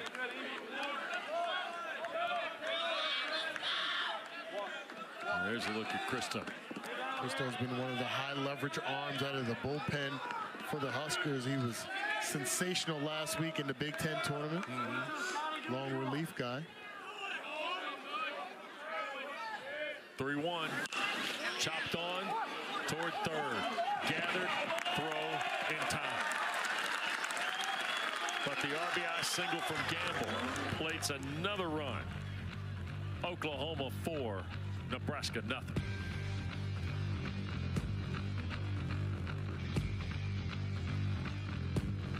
Nothing winners over Holy Cross, and now Malachi Witherspoon's trying to push Oklahoma into that matchup tomorrow night in the winners bracket. 77 pitches, 8 Ks, only 2 hits allowed. Dana? Yeah, I don't think anyone expected this but Skip Johnson, Todd Butler, and their staff, because they have the utmost confidence in Malachi Witherspoon, and he's coming through in this game. Allowed 2 hits. Through 5, we go to the 6th, and here is Swanson out off the first pitch. Did notice between innings with Scott Mudler behind the plate. We've talked about his toughness. He did not throw the ball down to second base, so trying to conserve the strain on that right arm, the right shoulder. See if the Huskers can get some guys on the base paths, they may try to exploit that. Foul back. Quickly 0-2 it is to Swanson. Witherspoon, the 8 Ks, by the way. He's had 2 in each of the last 4 innings. Nebraska's gone 22 games without striking out 10 times. They have 8, obviously, tonight. Been since April 15th, they've had 10 or more strikeouts in a game. That was against Creighton. Called strike 3. There's 9. Second time Swanson's been called out on strikes. And the second backwards K as well. And this is the latent life from Malachi Witherspoon there. That ball just moves itself back over the plate. Starts off outside. Just another aspect of his pitching that makes it tough for right-handed batters. Witherspoon's season high is 11 against Vanderbilt on April 13th. He went 5 innings, struck out 11.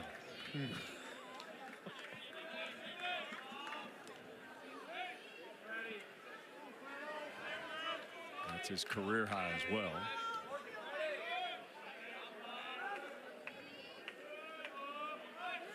That's low. As he works to Sanderson. Case Sanderson tonight, a single and a walk.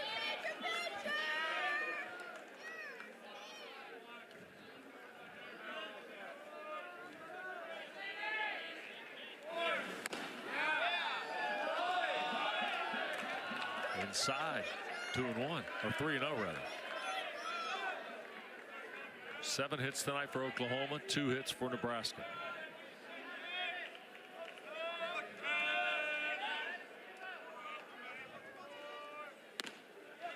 That's a strike. 3-1. Pitch count for Malachi at 85 coming up here. Still throwing in the mid-90s.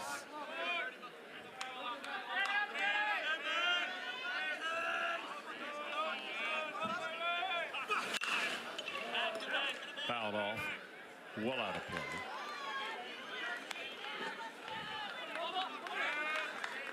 Up along the grandstands on the left field side. However this game ends tonight, tomorrow night at 6 o'clock they'll be stacked in here like firewood. That ball is sent right over the top of Willits into left field. 1 out for Sanderson. He'll dig for 2, slides in safely. Good hustle play by Case Sanderson. Second hit of the night for the Husker first baseman. You can tell Will Bolt and his staff know how to teach base running. Case Sanderson drives right over the shortstop's head. Based on the positioning of the left fielder, he knows that he has an opportunity to get to second base, does not break stride, picks up the ball and turns on the jets to get to second safely. So a 1-out double for Sanderson.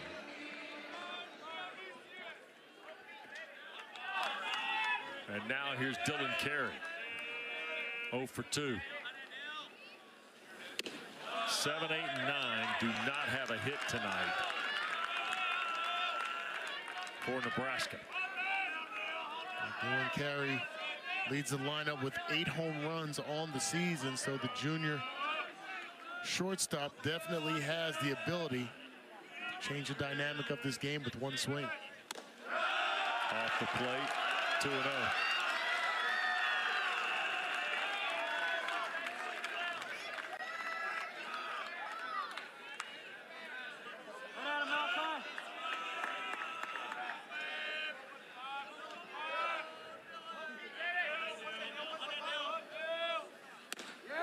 That's a strike.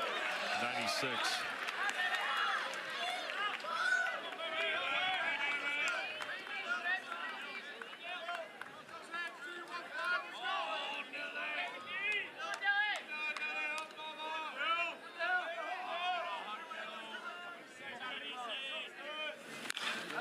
Fouled over to the third base side.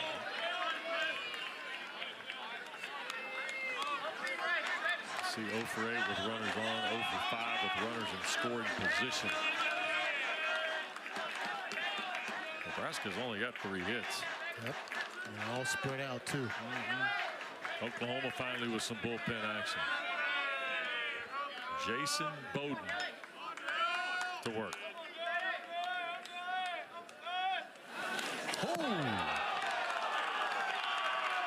And he'll get first after being hit by the pitch. So Dylan Carey to first. Now all of a sudden first and second, 1 out. And Butin back. This is some high heat here. Gets away from Malachi. You can hear. Wes, that happened to me.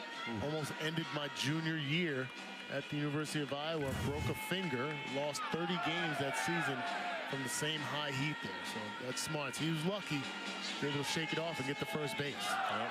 So Witherspoon, little mound visit, collaborative effort. And we just told you, Bowden,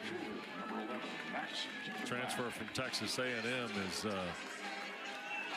working in the Sooner bullpen. Drew Christo has been up throwing in the Nebraska pen. But the moment involves Witherspoon here. Call strike it is to Butenbach. There's a look at Bowden on the right-hander. I think if you look at the makeup of the remaining batters in the lineup, you got a left-handed batter in Butenbach, and then two right-handers coming up. Might be a factor in the decision as another ball glances off of hard-nosed catcher Mudler.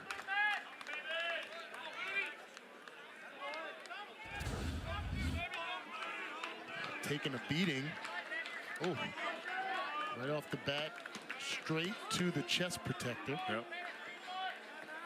Butler gonna need a cold tub. I don't think the ice bag is gonna do it tonight. Gonna need the full cold tub. 0-2. And pushed foul right over the top of Mike Sirianni coaching at third. Fairly athletic move by Sirianni, by the way. Gets on top of you quickly.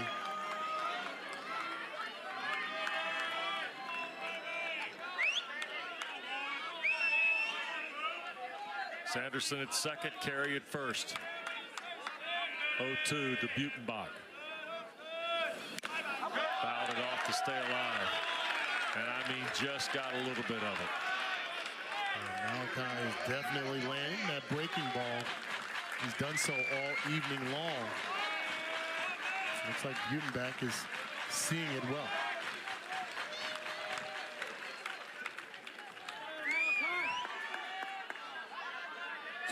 Oh, 2.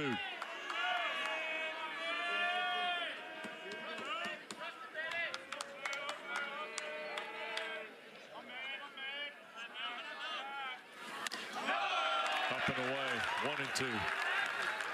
Feels like this at bats had a lot more pitches in it to just be 1-2. That's right.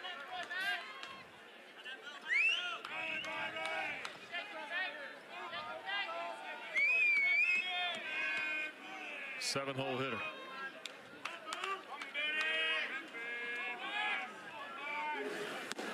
Off the plate, 2-2.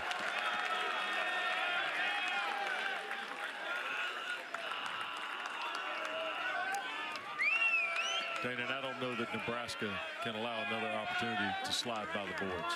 Trailing 4-0 in here in the sixth.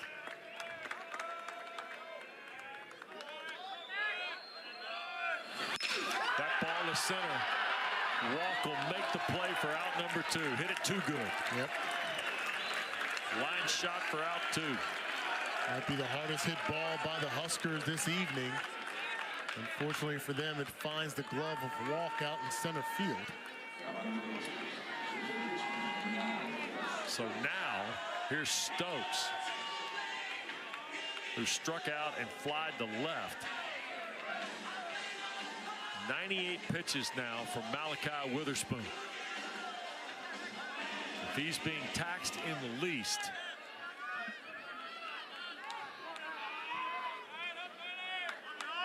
man, he's looked pretty steady, I tell you that. Look out. Stokes bails. That's just a natural reaction. These guys always display toughness in the batter's box, and I'm sure in hindsight, Stokes would like to possibly wear that. I think they're going to come together and see if this actually clipped his pants. Derek Everett is coming out talking to Brian Marine. He is the crew chief of this particular game. And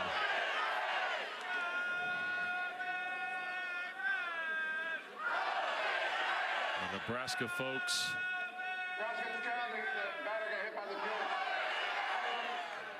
So we are under review to see if he in fact was hit by the pitch. We'll show you a couple looks here. Yeah, this is a breaking ball. And remember, it does not have to hit his flesh. It can just hit the jersey or the belt. I can't really tell there. Didn't hear anything, but from this angle, just not sure. Looks like he grabs it right away. Maybe it just scraped past him, but that's a hit batter. Remember, the general philosophy in this is indisputable video evidence. And I don't think I'd see anything there to change my mind. But and the reaction of Stokes doesn't really help his case either. He's just grabbing himself. See from this angle, breaking ball doesn't break very much, and I don't see a lot there. But you'd like to think if you're Stokes and you know you got clipped, you'd be looking to drop that bat and head towards first base to sell it. He doesn't do any of that. It was Derek Everett, the home plate umpire, who walked out to initiate this. So Brian Marine on the right is our crew chief here in this particular ball game.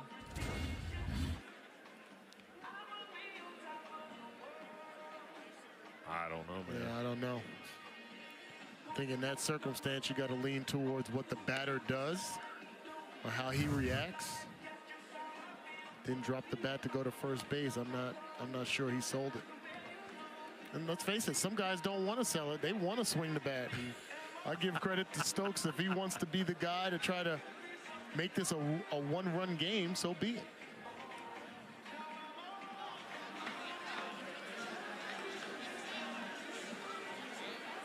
So Brian Marine.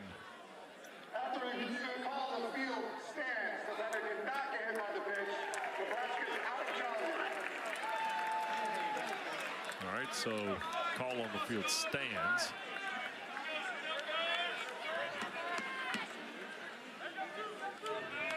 So 1-0 it stays to Stokes. And Nebraska is out of challenges. Right. Out of challenges in the 6th.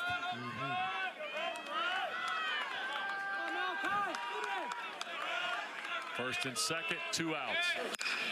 Wow. Rip foul. Right on the fat end of the bat. Just a little bit late. Timing of the bats for the Huskers with the velocity of Malachi Witherspoon, which is not, they're getting quality swings. It's got to be a little bit early.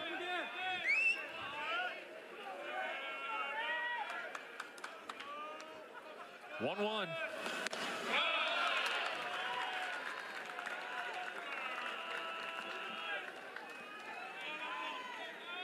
101 pitches now. 25th pitch of the inning coming up here.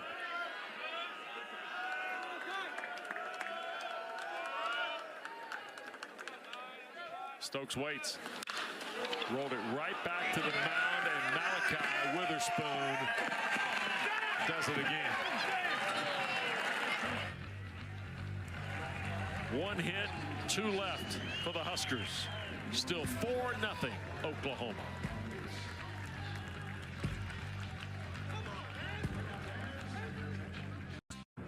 And by the way, in the first, they were loaded. And that proved to be maybe the win of the night, huh? They hit 2 batters, only walked 1.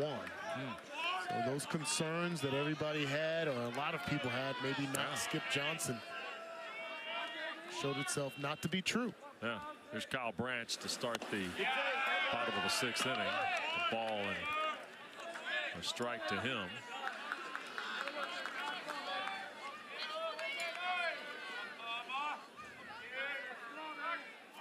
Oh, 2 tonight is Branch.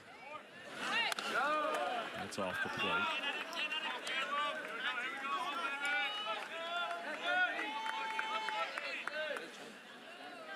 third pitcher of the night for Nebraska is Caleb Clark here in the 6th. Fouled out of play. It'll be 2-2.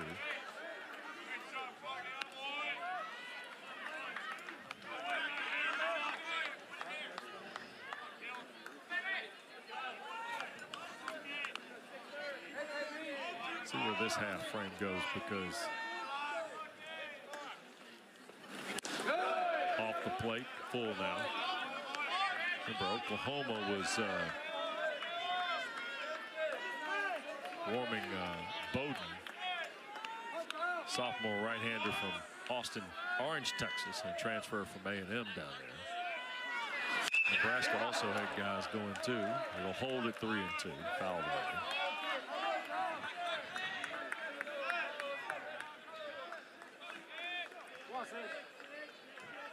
Drew Christo, by the way, still doing work down in the Nebraska bullpen. Could see a 4th pitcher tonight for Will Bolt. That's a sharply hit ground ball.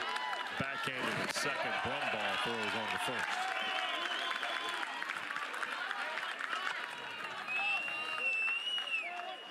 Don't forget that the Men's College World Series returns to Omaha June 13th, 2 o'clock.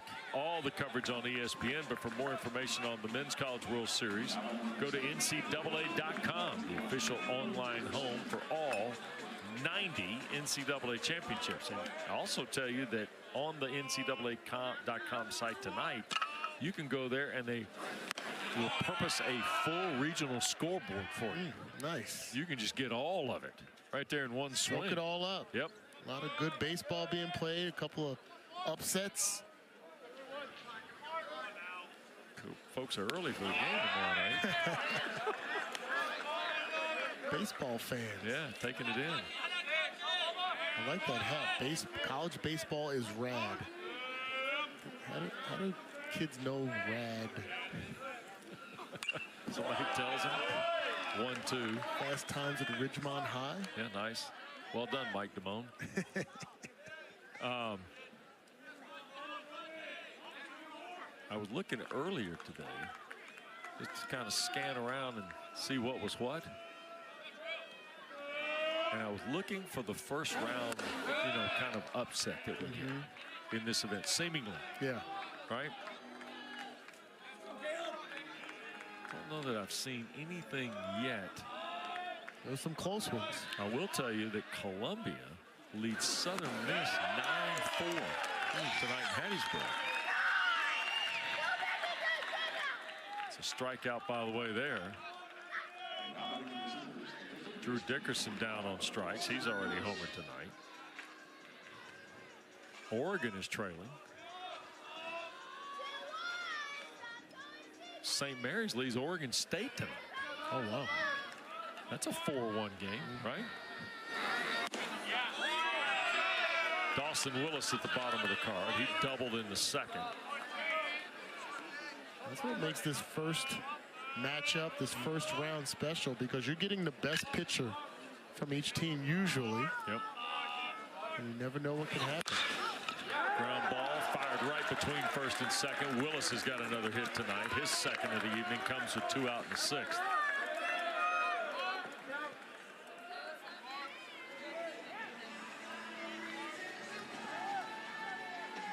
Ole Miss and Murray State tied in the 8th in Oxford. That's a 1-4 game.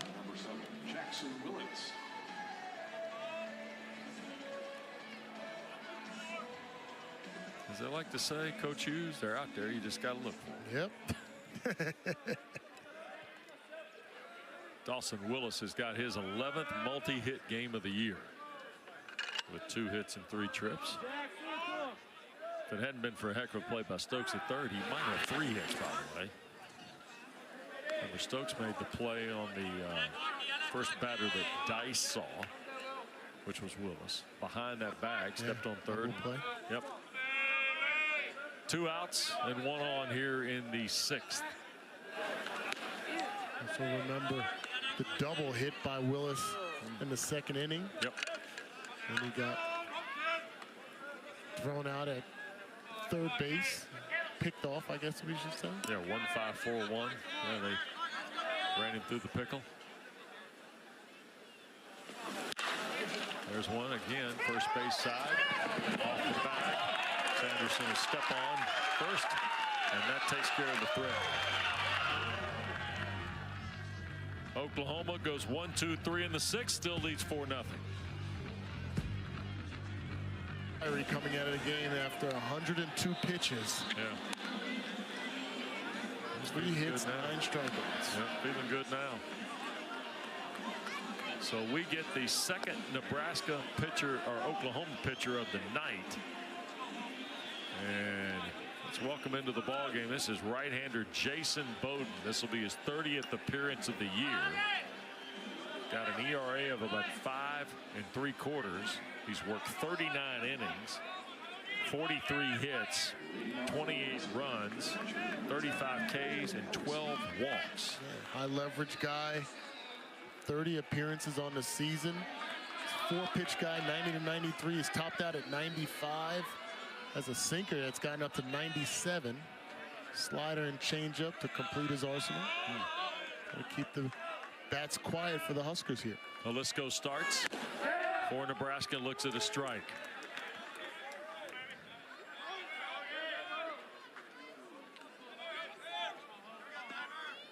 Hoagie's 0 for 2, 197 on the year.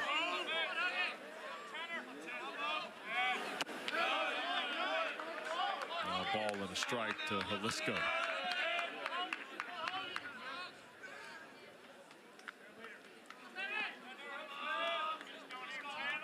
Bowden's got to feel like he's playing now free. With a 4-0 lead, he can just reach back. He has in the mid-90s here on 2 of his first 3 pitches. One of the keys for the Huskers to get back into this ball game, get their leadoff on base. They've only done it 1 time in this game so far. Yeah, 2-2. It has been a hard night offensively for Nebraska. Yes.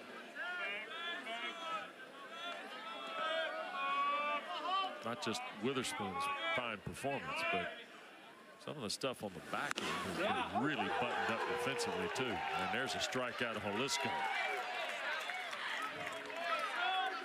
Second time he's gone down. 10th strikeout tonight for Nebraska. Yeah, same late life we saw from Malachi Witherspoon. There you see with the fastball. Worked itself back into the zone. Nice job by Mudler behind the plate. This is the first time Nebraska's had a 10 strikeout game offensively since April 15th. And when we spoke with Will Bolt in the middle of the game, he mentioned about the adjustments that need to be made. Seems like the Huskers are still being a little extra selective. There's a ball sharply hit back up the middle. On cue, Silva's got his first hit of the night.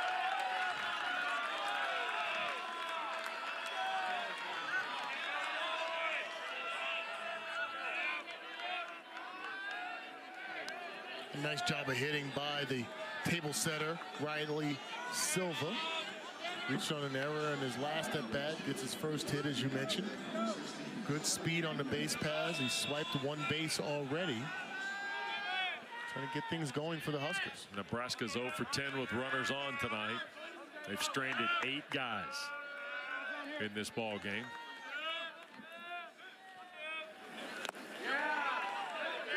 Swing and a miss by Nunez. Remember, Nunez got called out on a pitch clock violation in the 6th. Or I'm sorry, back in the 5th inning. Thank you.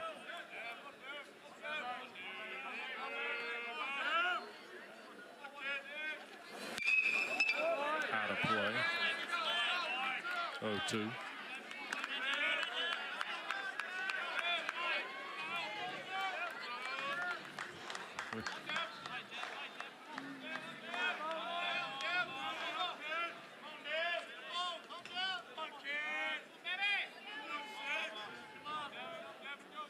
Bowden looks in, delivers in the dirt, 1-2.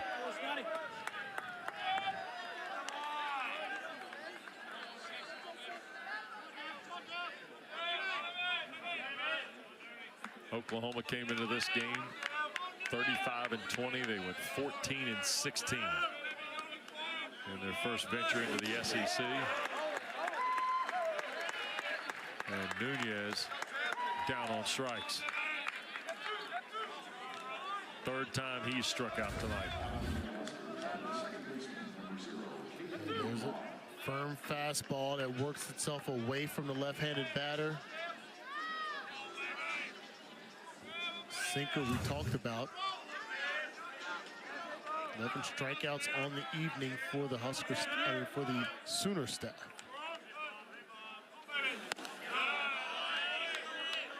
Low and away, this is Brumball.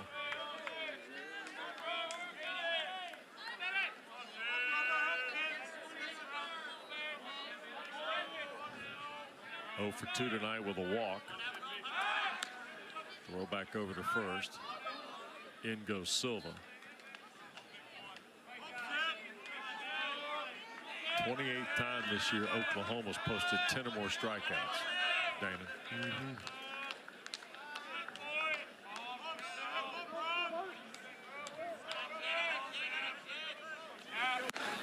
Fastball up. 2-0 now to Brumball.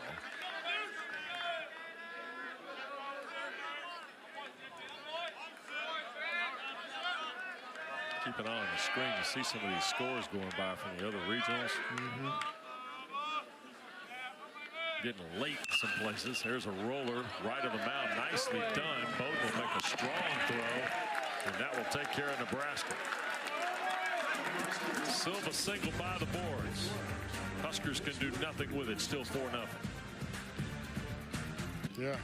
2 games in the books. We've been here all day. That's okay. Weather got in the way. We had a lot of folks deal with weather today. Oh, yeah. It's all right. In the eastern half of the country. So Caleb Clark is out there spinning it for the Huskers. And Jackson Willits at the top of the car. This is Easton Carmichael, I beg your pardon. Here in the 7th.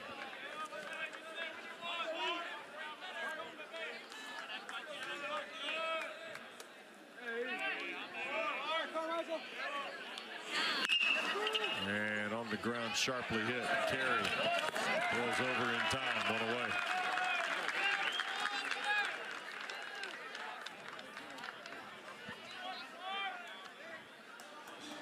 These 2 teams meeting tonight. They played last year in Houston, or Arlington rather, at Globe Life Field, where the Rangers play. Skip Johnson and Will Bolt go way back. And we're talking about all things Texas yesterday with us. Nebraska's got a couple guys up in the bullpen.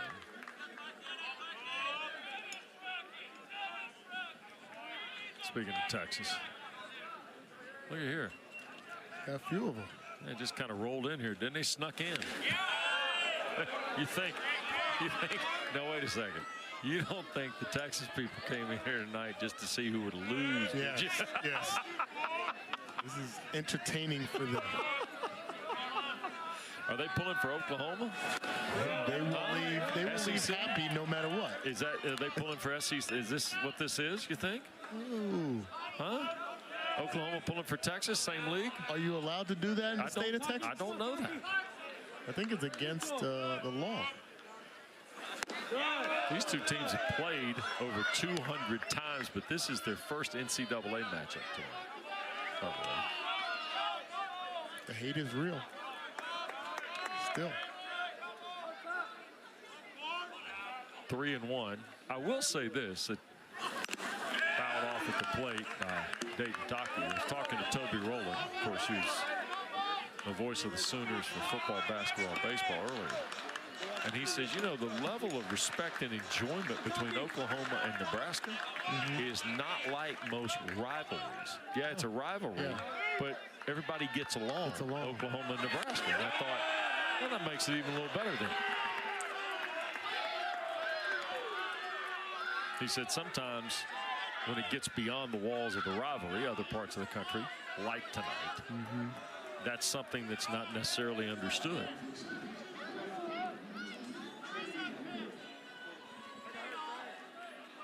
It's an interesting fact. Not all rivalries have hatred embedded in them. And I said to him, so that makes it different than Oklahoma, Texas? And he said, yes. Yes. Which brings us back to, who are these Texas people pulling for tonight? Gamble stands in. RBI single in the 5th. Produced the 4th run of the night. And there's a wild pitch from Clark, hit off the back wall. Taki, who walked, will travel down to second. There's Dayton Taki from Weatherford, Texas. Came to Oklahoma after transferring from Weatherford College. Damon. Yeah. Do you know the mascot at Weatherford High School? I do not. In Texas? This is kangaroos. Weatherford Kangaroos? In Texas. Huh. I would have never guessed that. That's why you bring it up. I was thinking Warriors. Right, sure. Maybe some Western motif of some sort, right? Not kangaroos. Towards short. Scooped, bobbled, and no throw. It'll be an error on Dylan Carey.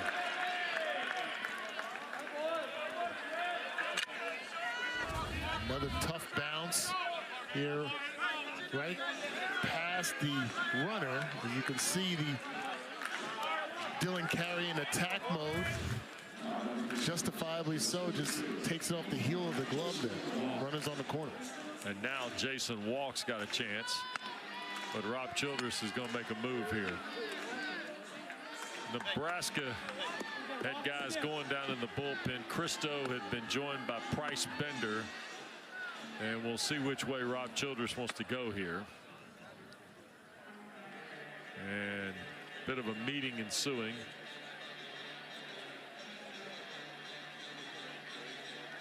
Bender is a right-hander. So is Christo. So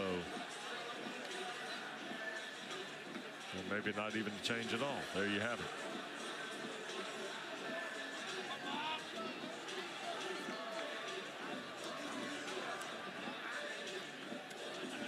So it'll be Clark that will see Jason Walk here with 1 out in the 7th, and Sooners threatening to add more here. You may see Jason Walk try a safety squeeze here. Could be on deck. Right here, try to plate that run. Whoa. And he got hit and will get the base. Derek Everett.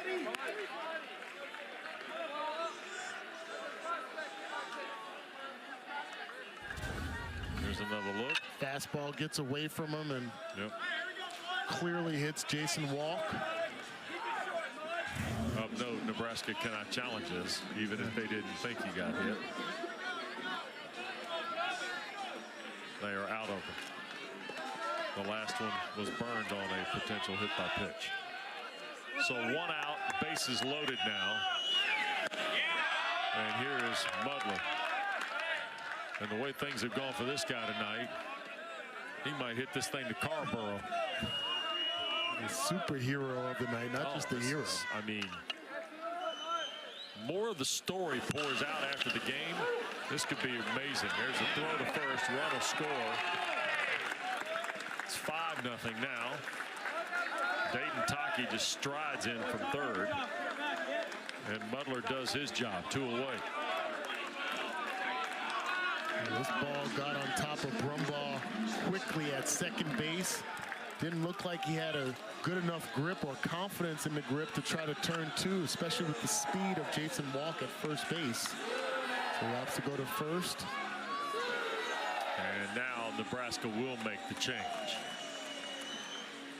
Well, let's go out first, and Caleb Clark be joined out there by his mates, and Rob Childress will take the baseball and make the change, and we'll get our 4th Nebraska pitcher of the night. It's going to be Price Bender who's going to get the ball when we come back to Chapel Hill. 5-0 Oklahoma. From Edmond, Oklahoma, this is Number 6, Price Bender, who's already All-America with the mustache. Yes. And this is the most used rookie in the Nebraska pitching staff. I mean, this guy's getting a lot of work, 24 2/3. You see 16 Ks and 10 walks on the year.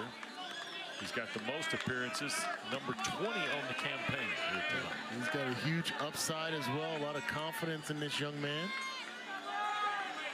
This is an opportunity for more experience to be garnered, soaked up, and help him in the future.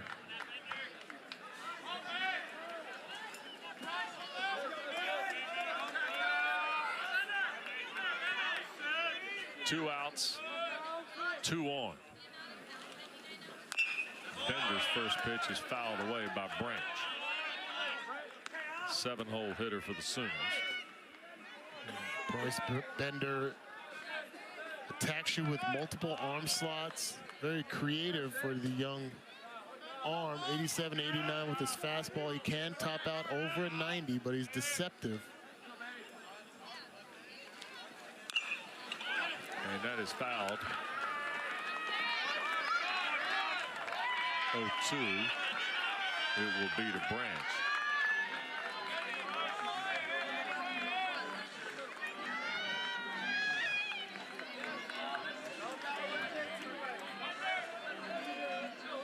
So Bender.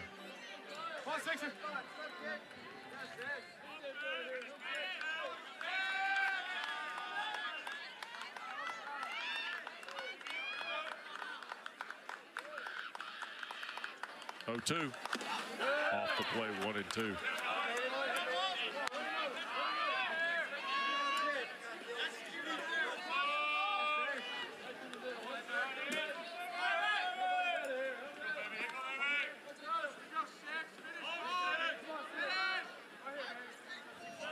Here's the 1-2 now. Foul out of play.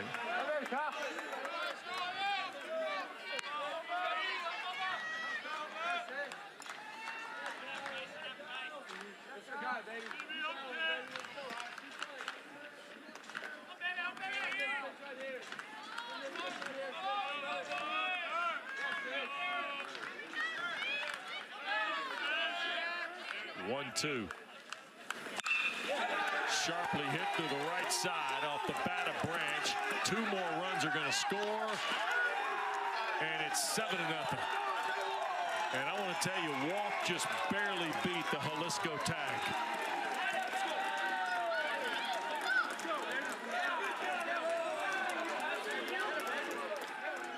Jason Walk moved this up through the gearbox too. Yes, he did. I didn't think initially that they'd have a chance at chopping him down at home plate, but right there, if that ball is on line and not up the third base line, they may have a chance to get the speedy center fielder. Branch is going to get 2 RBIs for the single to the right side. 7-0, and now here's Dickerson. First hit of the night for Branch. Another crooked number up on the board for the Sooners. Yep. 9 hits now for Oklahoma tonight. I think if you're the Huskers, you go back to that first inning. You had Malachi Witherspoon in some trouble. Scouting report is that he can tend to kind of fly off the rails just a bit. He doesn't have early success, and with bases loaded, had a ground out back to the pitcher by Dylan Carey and just kind of shut down all the momentum. Yep, sure did. That was a first pitch swing too, right? Yeah. And we were talking at the time, I remember, because he had just walked Sanderson. You almost got to make him throw you strikes. Yeah.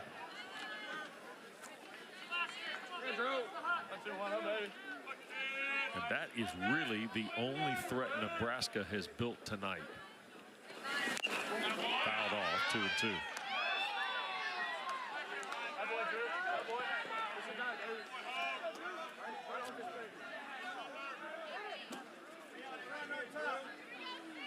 It looks like that's the only time we've had a runner at third base.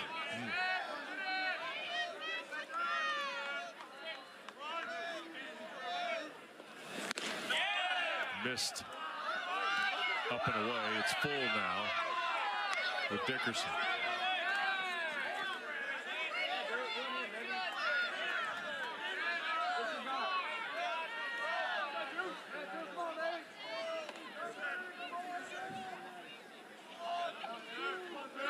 Bender looks in. Fly ball, and it will drop in front of Silva out in center. They will hold Branch at third. Oklahoma's got 10 or more hits for the 24th time this year. Dickerson, by the way, has got 2 of them. Excellent job of hitting by the freshman from Lee Summit. 2-strike hitting, drive it to opposite field. And Dickerson's going to come out of the game. And a pinch runner has come in for the Sooners. And this is Harris. Desan Harris. Sophomore from Plano, Texas, comes in to run for Dickerson. And he took off. Created a little bit of a wheel here. Yeah, ultimately you see on a 1st and 3rd, they're just trying to run a play to get that runner at third base hanging in no man's land, but good smart base running by Kyle Branch.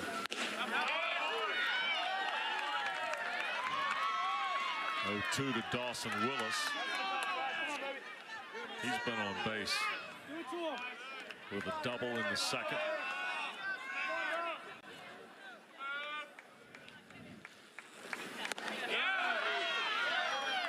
One ball, 2 strikes.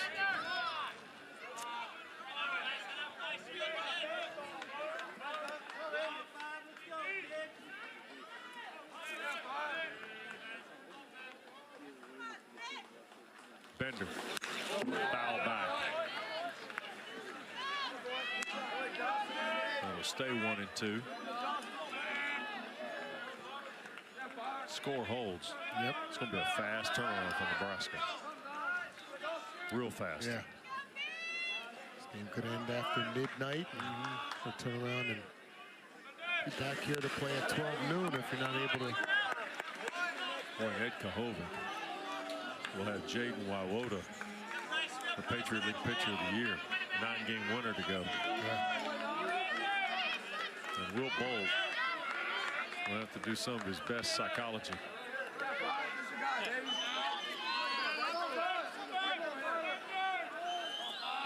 One, 2.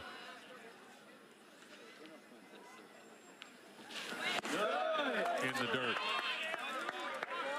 2 and 2 now. You can see how Bender can be effective with the multiple arm slots. He lands that front foot, and you don't know where the ball will be released from until it comes out. Popped up left side. In from third, Stokes. Whoa, he got it. But he waited till it came all the way down the chimney. But 3 more runs in the 7th. And the Huskers have a 7-0 lead, or Sooners have a 7-0 lead. Will Bolt's having to fight through tonight. Just 4 hits, 11 strikeouts, 9 left. Nothing to show for runners in scoring position. Uncharacteristic for the Huskers, especially of what we've seen from them over the last month of the season. Give credit to the Sooners. Their pitching. Absolutely. So after Willis flying out, here is Brumbaugh, or Swanson rather, to start the 8th for Nebraska. Sanderson and then Carey to follow. fastball up. 1-1.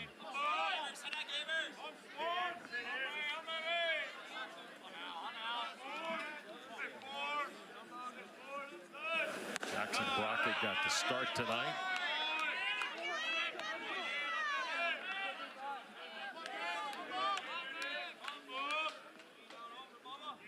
Interesting to see which way they might go tomorrow. Likely it'll be Ty Horn. Who was a winner of Sunday, right? Yeah. An outstanding job in the Big Ten Tournament Championship. Yep. He's 3-4 on the year, 16 starts. Brockett had 14 starts. The other thing this game does tonight, it preserves Luke Broderick. Yes. And possibly Drew Christo as well. yeah. Not quite sure what's happened here. Confab taking place. Again, Jeff Wright, the first base umpire. He's got his back to you. Brian Marine is facing you with the NCAA hat. You can clearly read he's the crew chief. Maybe a little chat about quick pitching here, maybe. There's Marine.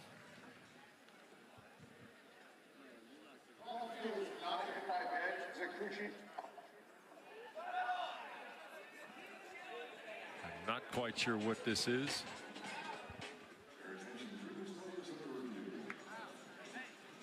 So something is amiss, and they're going to review it. And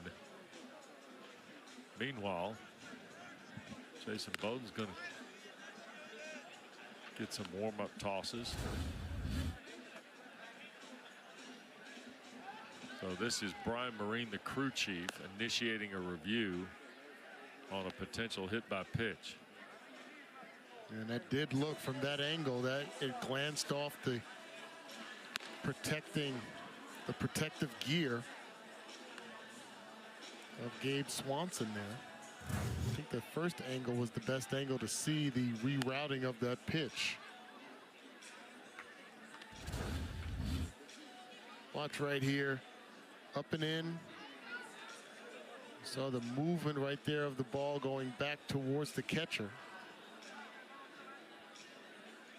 Even looked like the reaction from Swanson afterwards was like he expected to get the free pass.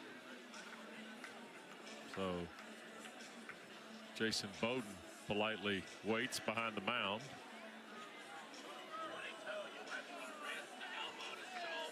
And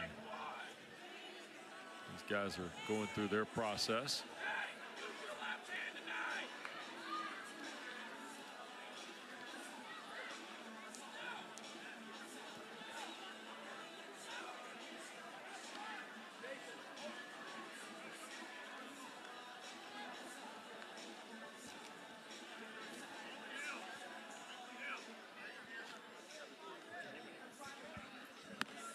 See how this Think they're going to stay here all night?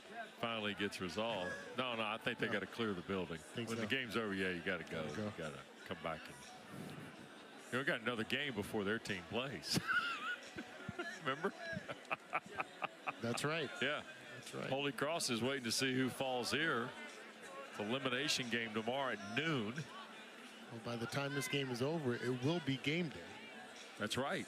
Yeah, so there again, you got to read the back of the ticket.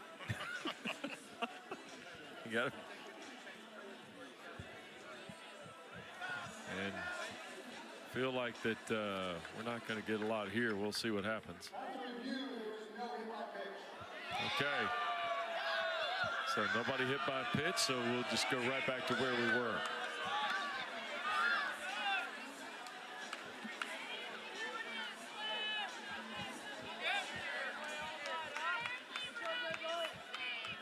So Bowden will line it up. It's 3-1 to Swanson. 7-0 Oklahoma. We're in the 7th. Or actually the 8th, I apologize. And that ball just danced right through. How about that? Yes. First hit of the night for Swanson. Dave Swanson says, I don't want a free pass. I'll earn it in the batter's box. Good swing by Swanson here. Poked right past Willis at third base, and Willis at shortstop. Yep. 5th hit of the evening for the Huskers. And nobody on, or nobody out, and 1 on. Nebraska tonight is 0 for 12 with runners in aboard.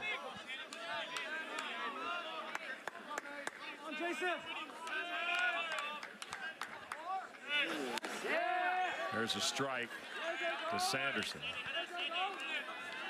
And that's only the 2nd time this evening that they've had the leadoff batter on base.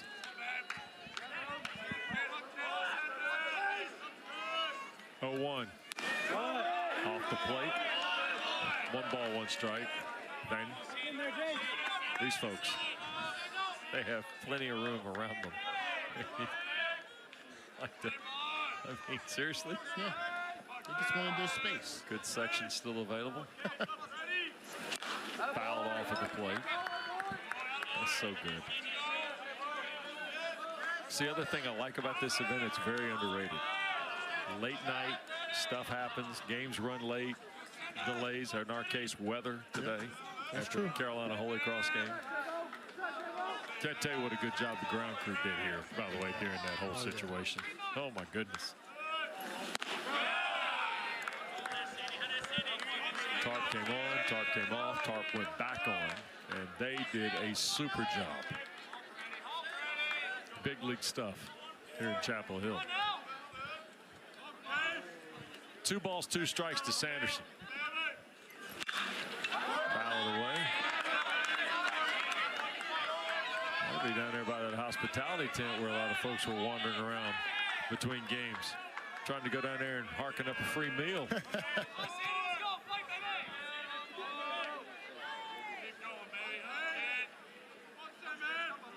2-2. Chopped on. Is it backing up at second? It did. Off the glove of Branch. And around the third, Gallup Swanson. Nobody out. And here's Dylan Carey. A lot of top spin on this ball. Hard hit ball, 2-hopper. Branch has to retreat to try to get it on its easiest hop, and just glances right off the top of his glove. Really no chance. You see the facial expression. Bode's like, Classic. really? Really? There would have been no chance for a double play there, but Yeah. that's still a tough play. Well, here's Dylan Carey, who's 0 for 2, been hit by a pitch.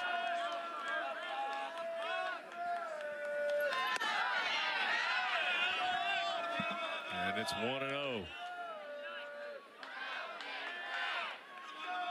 Dayton Taki came off the bag at first to say something to Bode.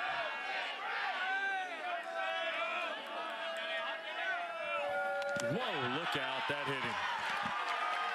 Carey's been hit for a 2nd time. I think Taki actually tried to calm him down just a bit. Maybe saw the frustration on his face there. And so This is they'll a good walk it mound out. visit. Here comes Skip Johnson, though.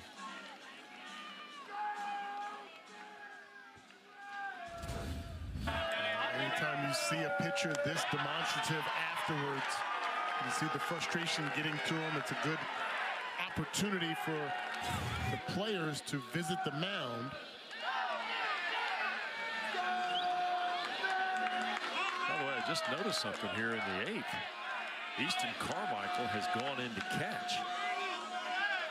It's not in the, it's not been posted in the official stats, but Easton Carmichael's catching the 8th inning. Oh.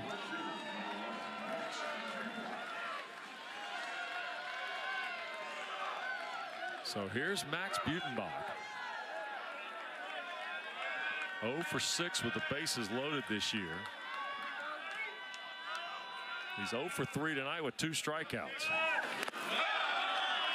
Although the last ball he hit was a pretty good strike at Jason Walk out in center field. And Jason Bowden kind of all over the place here right now. 1-0. Rolled over, foul, first base side.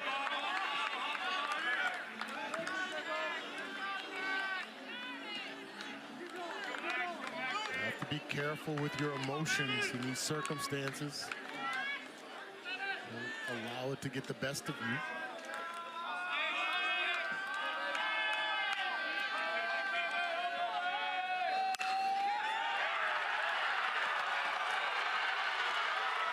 Around the corner they come on the ball by Butenbach. He's headed for third, and he is safe. A 3-run triple by Max Butenbach.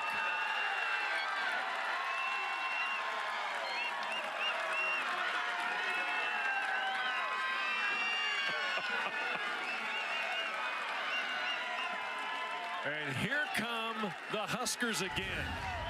What an excellent job of hitting here. Just gets too much of the plate. 2-strike hitting. He's able to drive it right past the third baseman. A little bit of a shift employed by the Sooners there. Goes deep into the corner in left field, and the hustle out of the batter's box by Butenbach. There's some fire left in the Huskers here, down by 4.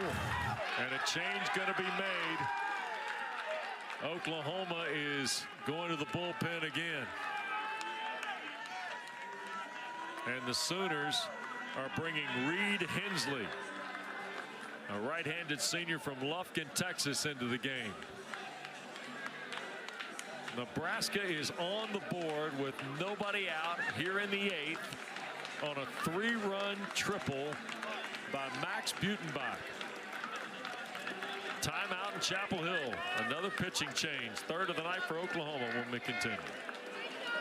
Oklahoma pitcher of the night is Reed Hensley. And we got more activity in the bullpen too for the Sooners. But here's a look at Hensley, the senior from Lufkin, Texas.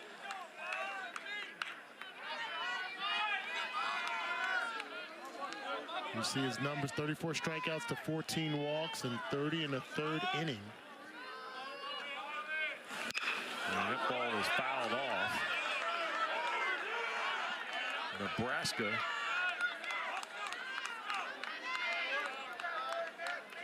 has also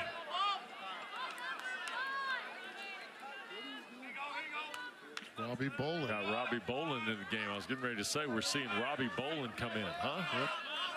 Made an amazing catch in the Big Ten tournament. Right center field, pulled his hamstring. Swing and a miss for Boland. Here's the play in Omaha. An incredible catch, and you see right away he's in a lot of discomfort. Yeah.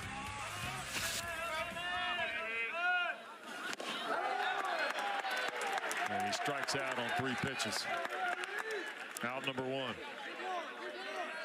It's interesting that they opt to go with Robbie in this circumstance because he's pinch hitting for Red Stokes, who was the backup third baseman for the injured Joshua Overbeek. So now you're going to have your third baseman in the game.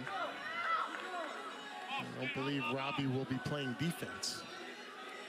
So Nebraska now goes and gets yet another player. This is Will Jeske. So he'll stand in and bat. And look at a strike. He is a .288 hitter on the year.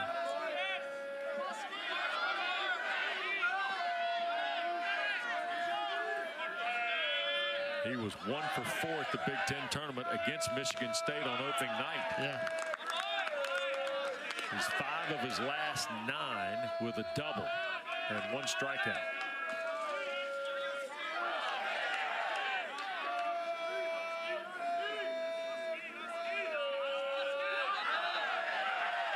One out, 1 on A 3-run triple by Butenbach. Fouled that off. It's 1-2. Nebraska had been able to only generate any minimal type threats until out of nowhere the 7-hole hitter gets the first hit of the bottom third of the order tonight. Yes. With the bases loaded.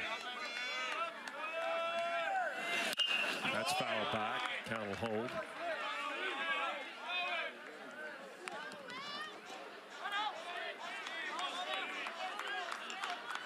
Jeske had a 4-hit game in the series finale at Purdue in the regular season, tail end of the year. That's pulled foul. Jeske getting some really good swings here. Keep the Huskers in this ball game.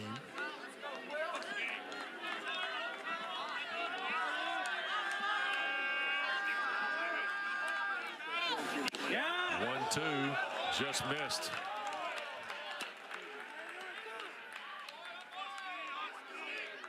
Another local kid. He's from Lincoln. Will Jeske.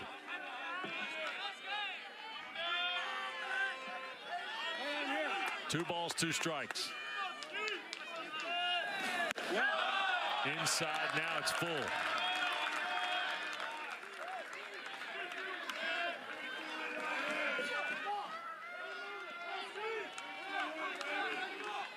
The runner at third, Butenbach.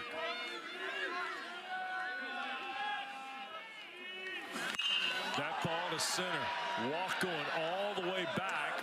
That'll be deep enough for tag and score to make it 7-4. There's 2 away.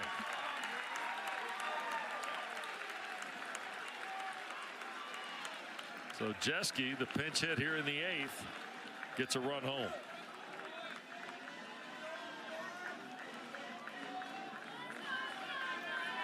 It's a great at-bat for Will Jeske there.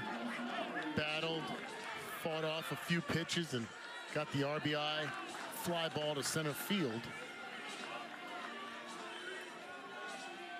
And the Sooners aren't out of the woods yet, because now you go back to the top of the card. This is Silva, Nunez, and potentially Brumball. There's a strike at the letters. 0-1 to Riley Silva, who's 1 for 4. It looked like Silva was trying to get something going in the 7th with a single on a 1-out. Then he got a strikeout from Nunez and a bounce ball back to the pitcher from Brumball, and that was squelched.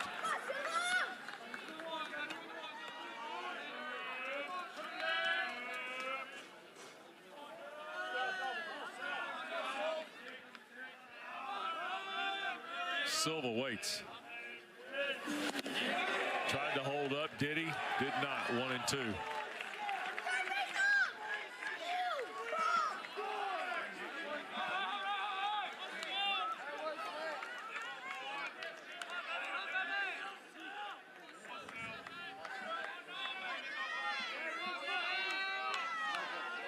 One and two.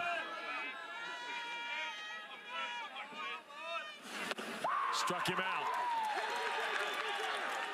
But Nebraska gets 4 runs to draw to within 3. Bottom of the 8th next from Chapel Hill. It's Kansas and a transfer from Tulane. So a good look at Clevenger.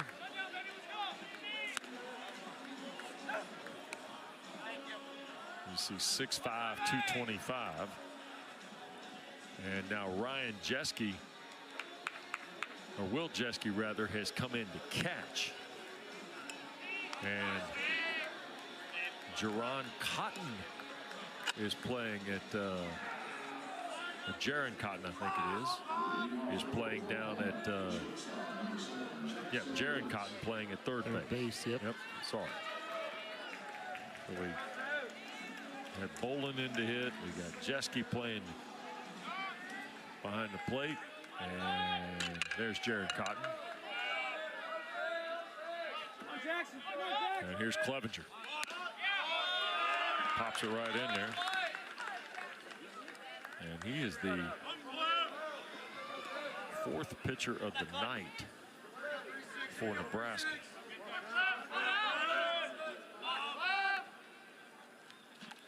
Fifth pitcher of the night, excuse me, for Nebraska.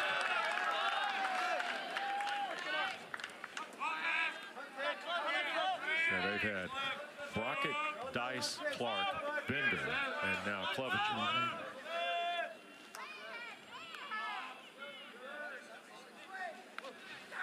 And this is kind of what we were talking about this afternoon. This is Will Bolt managing the event now. Yes. Well, we mentioned it earlier. I mean, this team, it's kind of built in them to play the full 27 outs, not give up at any time, and we showed the highlight in the open about how they got here. There's a strikeout. And Willits goes down for the 3rd time tonight on strikes, by the way. Elevated fastball here. It's blown right by Willits. It's a good ball player. Yeah.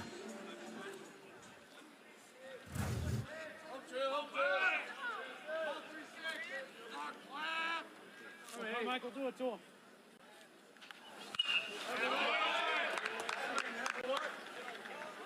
Dang, I think it's going to be interesting. We talk about Nebraska, right, and the quick turnaround tomorrow. If the score holds. Oklahoma will sit all day. Yeah. With Kyson Witherspoon ready to go tomorrow night against Jason DeCaro of Carolina, in what will be a really good environment. Oh, absolutely. And I'll tell you what, my mind has changed just a bit, or I should say shifted just a bit, because of those 4 runs scored by the Huskers. Right. They're able, even if they lose this game, but they're able to plate 1 or 2 more runs. You got the positive kind of reinforcement of, hey, we can play here, we can win here, we just started slow, and then to have the quick turnaround, it might bode well for the Huskers. And the psychology we were talking about for Will Bolt may have just happened. Yes. Yeah. Because you have to make it, it's always fascinating in this part of the event in particular. The Super Regional is a 2 out of 3. Yeah. It's a different dynamic. But in this particular part of this, if you lose game 1, you have to make a decision sometime before the next game, collaboratively, that you're going to play to win. Yes. You say you want to do it, but you still have to make the effort. Fly ball off the bat of Carmichael into right field. And that'll be fielded. Butenbach will haul that in. Crowd number 1.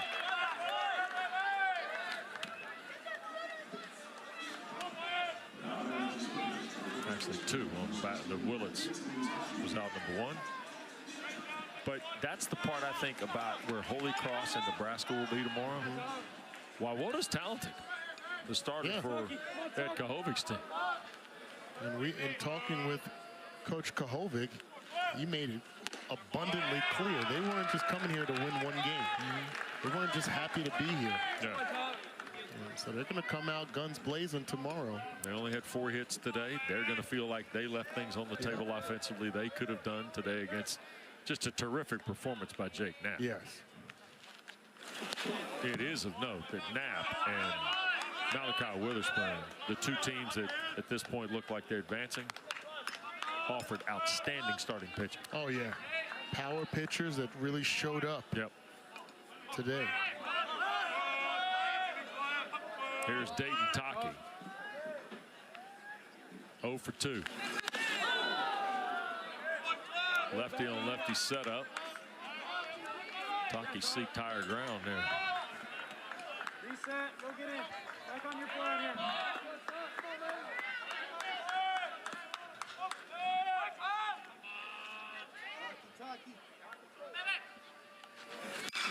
Skied. Out from behind the plate. Jeske can't get to it. His first chance defensively on a pop fly. Now Taki may get a swing on the house here.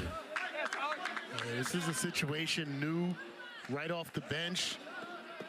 High sky. Just tough to make that play. Thought maybe in hindsight, first baseman Sanderson might have taken control of that, but that would have been a tough play for him, playing deep first base.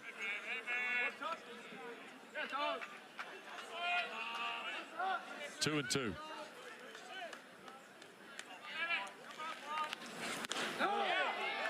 Fastball up. This guy's got a little pop now. Yeah. Left side looks good out there. Clevenger.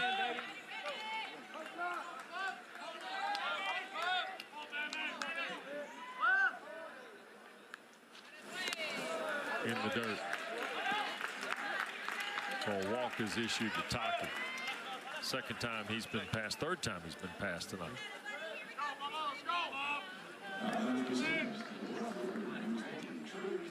Here's Gamble.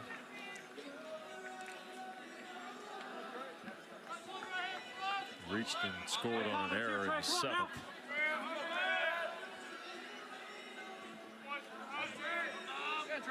Came around on the RBI double from Branch.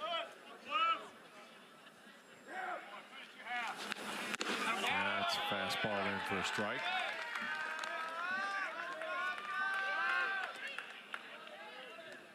We're looking ahead. Nebraska is scheduled to have Nunez, Brumball, and Swanson.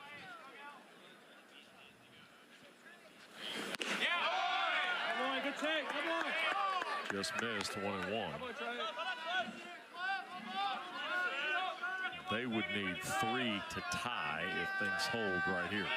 A lot of confidence in you here. Go get That would be on the back end of getting 4 in their half of the 8th. Good. Really good.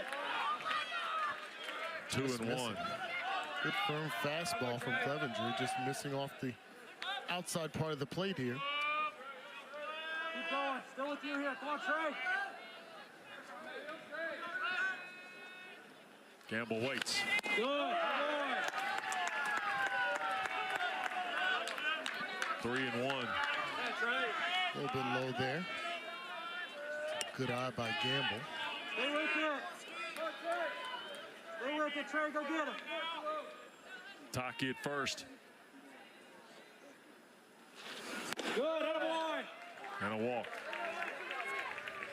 So back-to-back walks now. Taki and now Gamble. And here is Jason Walk, who was hit by a pitch and scored an inning ago.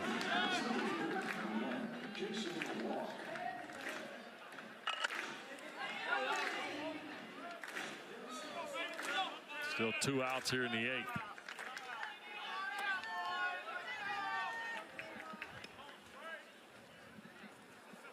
And looks like Rob Childress might be out to make another visit. And perhaps a change. And they look to have a righty-righty matchup against Walk, who's gotten some really quality swings. So,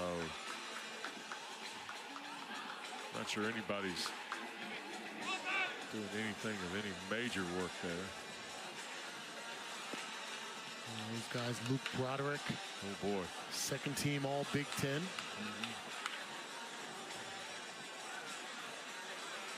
A pat on the shoulder from Childress, and we're playing on, as they say.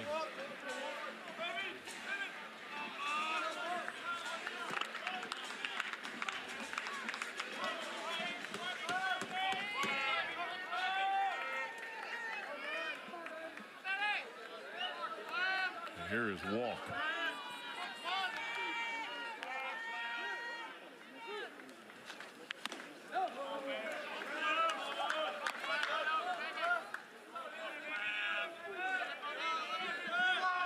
The other reliever down there was Gavin Blackowitz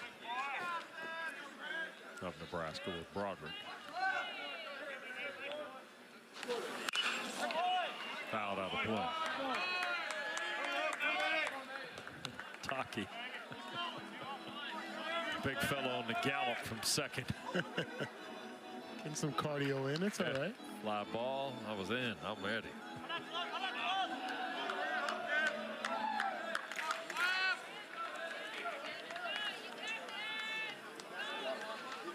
One. Little fastball there by Wall. Walker's now in the hole 1-2.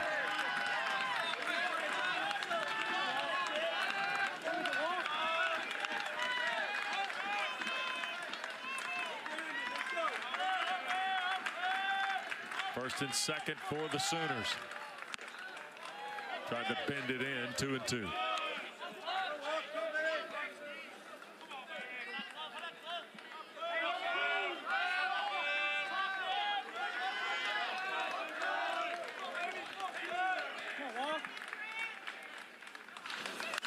Fouled it back, 2-2.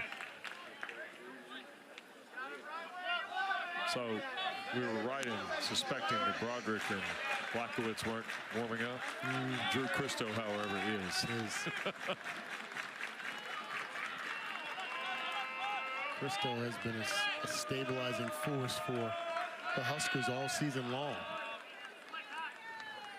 2-2.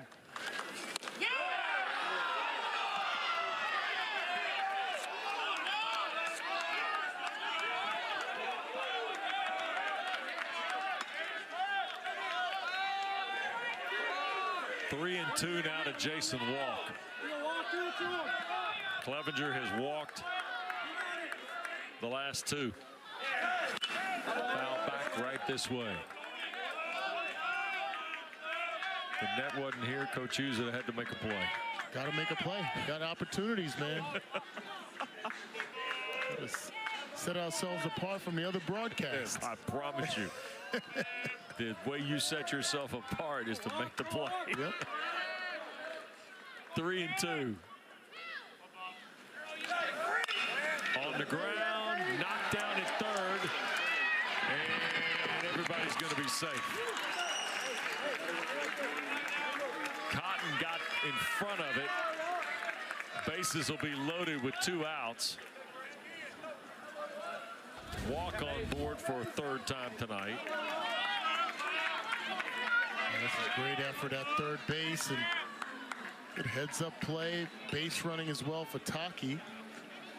Watch that coach at third base put the brakes on, put the stop sign up.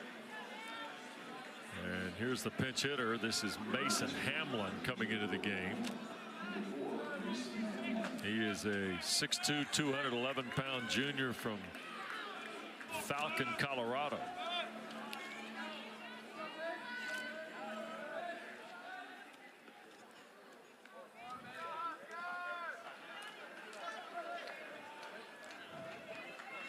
And all of a sudden, here's Rob Childress out, and now a change coming. A borderline strike call to walk. Change the dynamic here. Forces the Huskers, after that last hit by Jason Walk, have to go to the bullpen one more time. So a transfer from UT Permian Basin will face a new Nebraska pitcher. Drew Christo enters the ball game when we come back. 7-4 Oklahoma, bottom of the 8th inning. Now's not really the time for synchronized musical acts, folks. We're wave. Trying to get outs here, aren't we? Working in the bottom of the 8th. And here is Christo. Drew Christo has been the high leverage arm out of the bullpen all season long for the Huskers. You see his numbers: 48 strikeouts, 29 walks, 47 hits.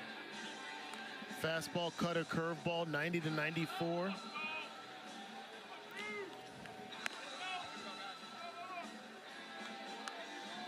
So Christo, and they had announced Hamlin, and then all of a sudden pulled Hamlin back. And Oklahoma has now brought Braden Horton, a Liberty transfer, to the plate.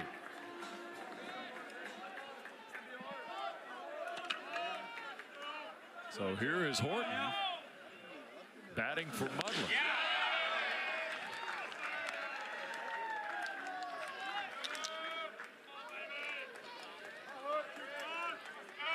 Remember, Mudler bounced to second. Swing and a miss on a fastball there. Cristo rolls it in there in the 90s. He works quickly, too. Yep. He's not waiting around, is he? Nope.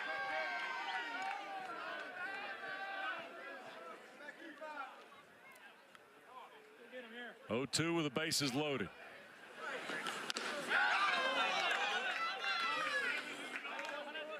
One and 2.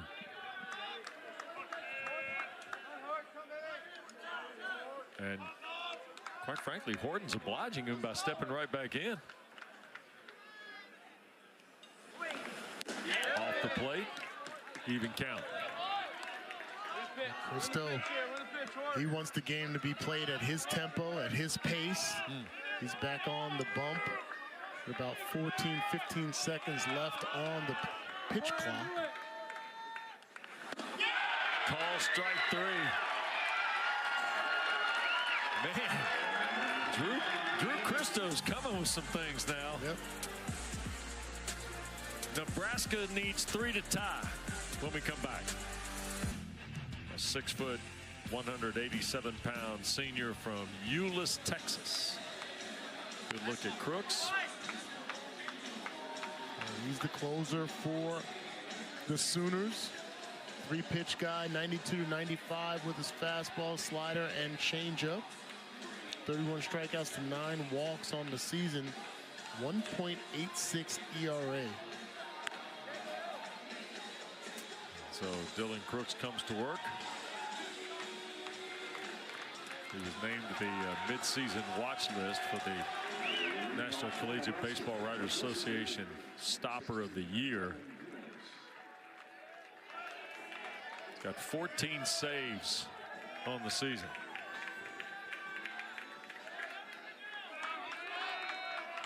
One home run and just 7 extra base hits. There's a strike to Nunez.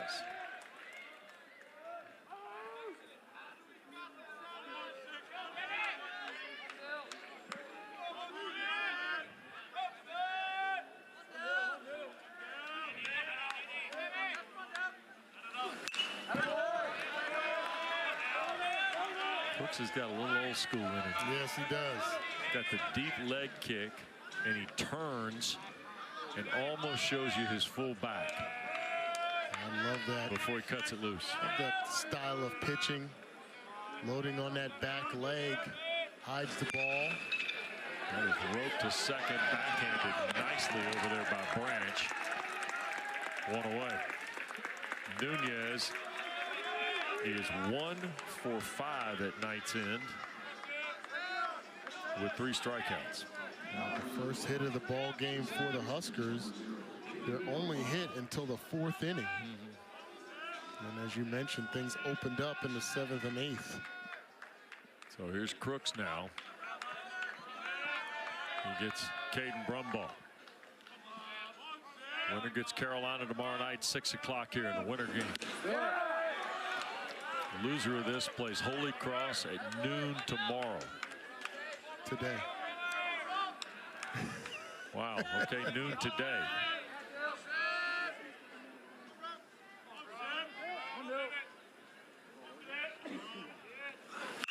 That ball to right.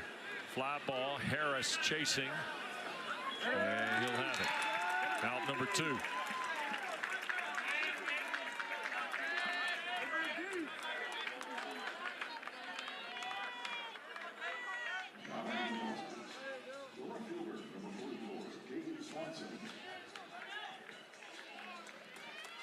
So 2 away. Swanson the last chance for Nebraska.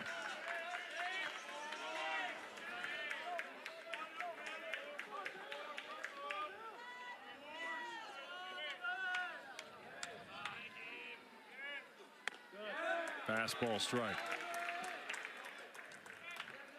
Yeah, when you look at Dylan Crooks, you can tell why he's so effective. As you mentioned, turning that entire back to the batter, seeing the 4 and the 3 before the delivery, and before you know it, the ball's right on top of you. Yep. often throw out the term deceptive pitchers, and there's different ways to be deceptive. It's just one example.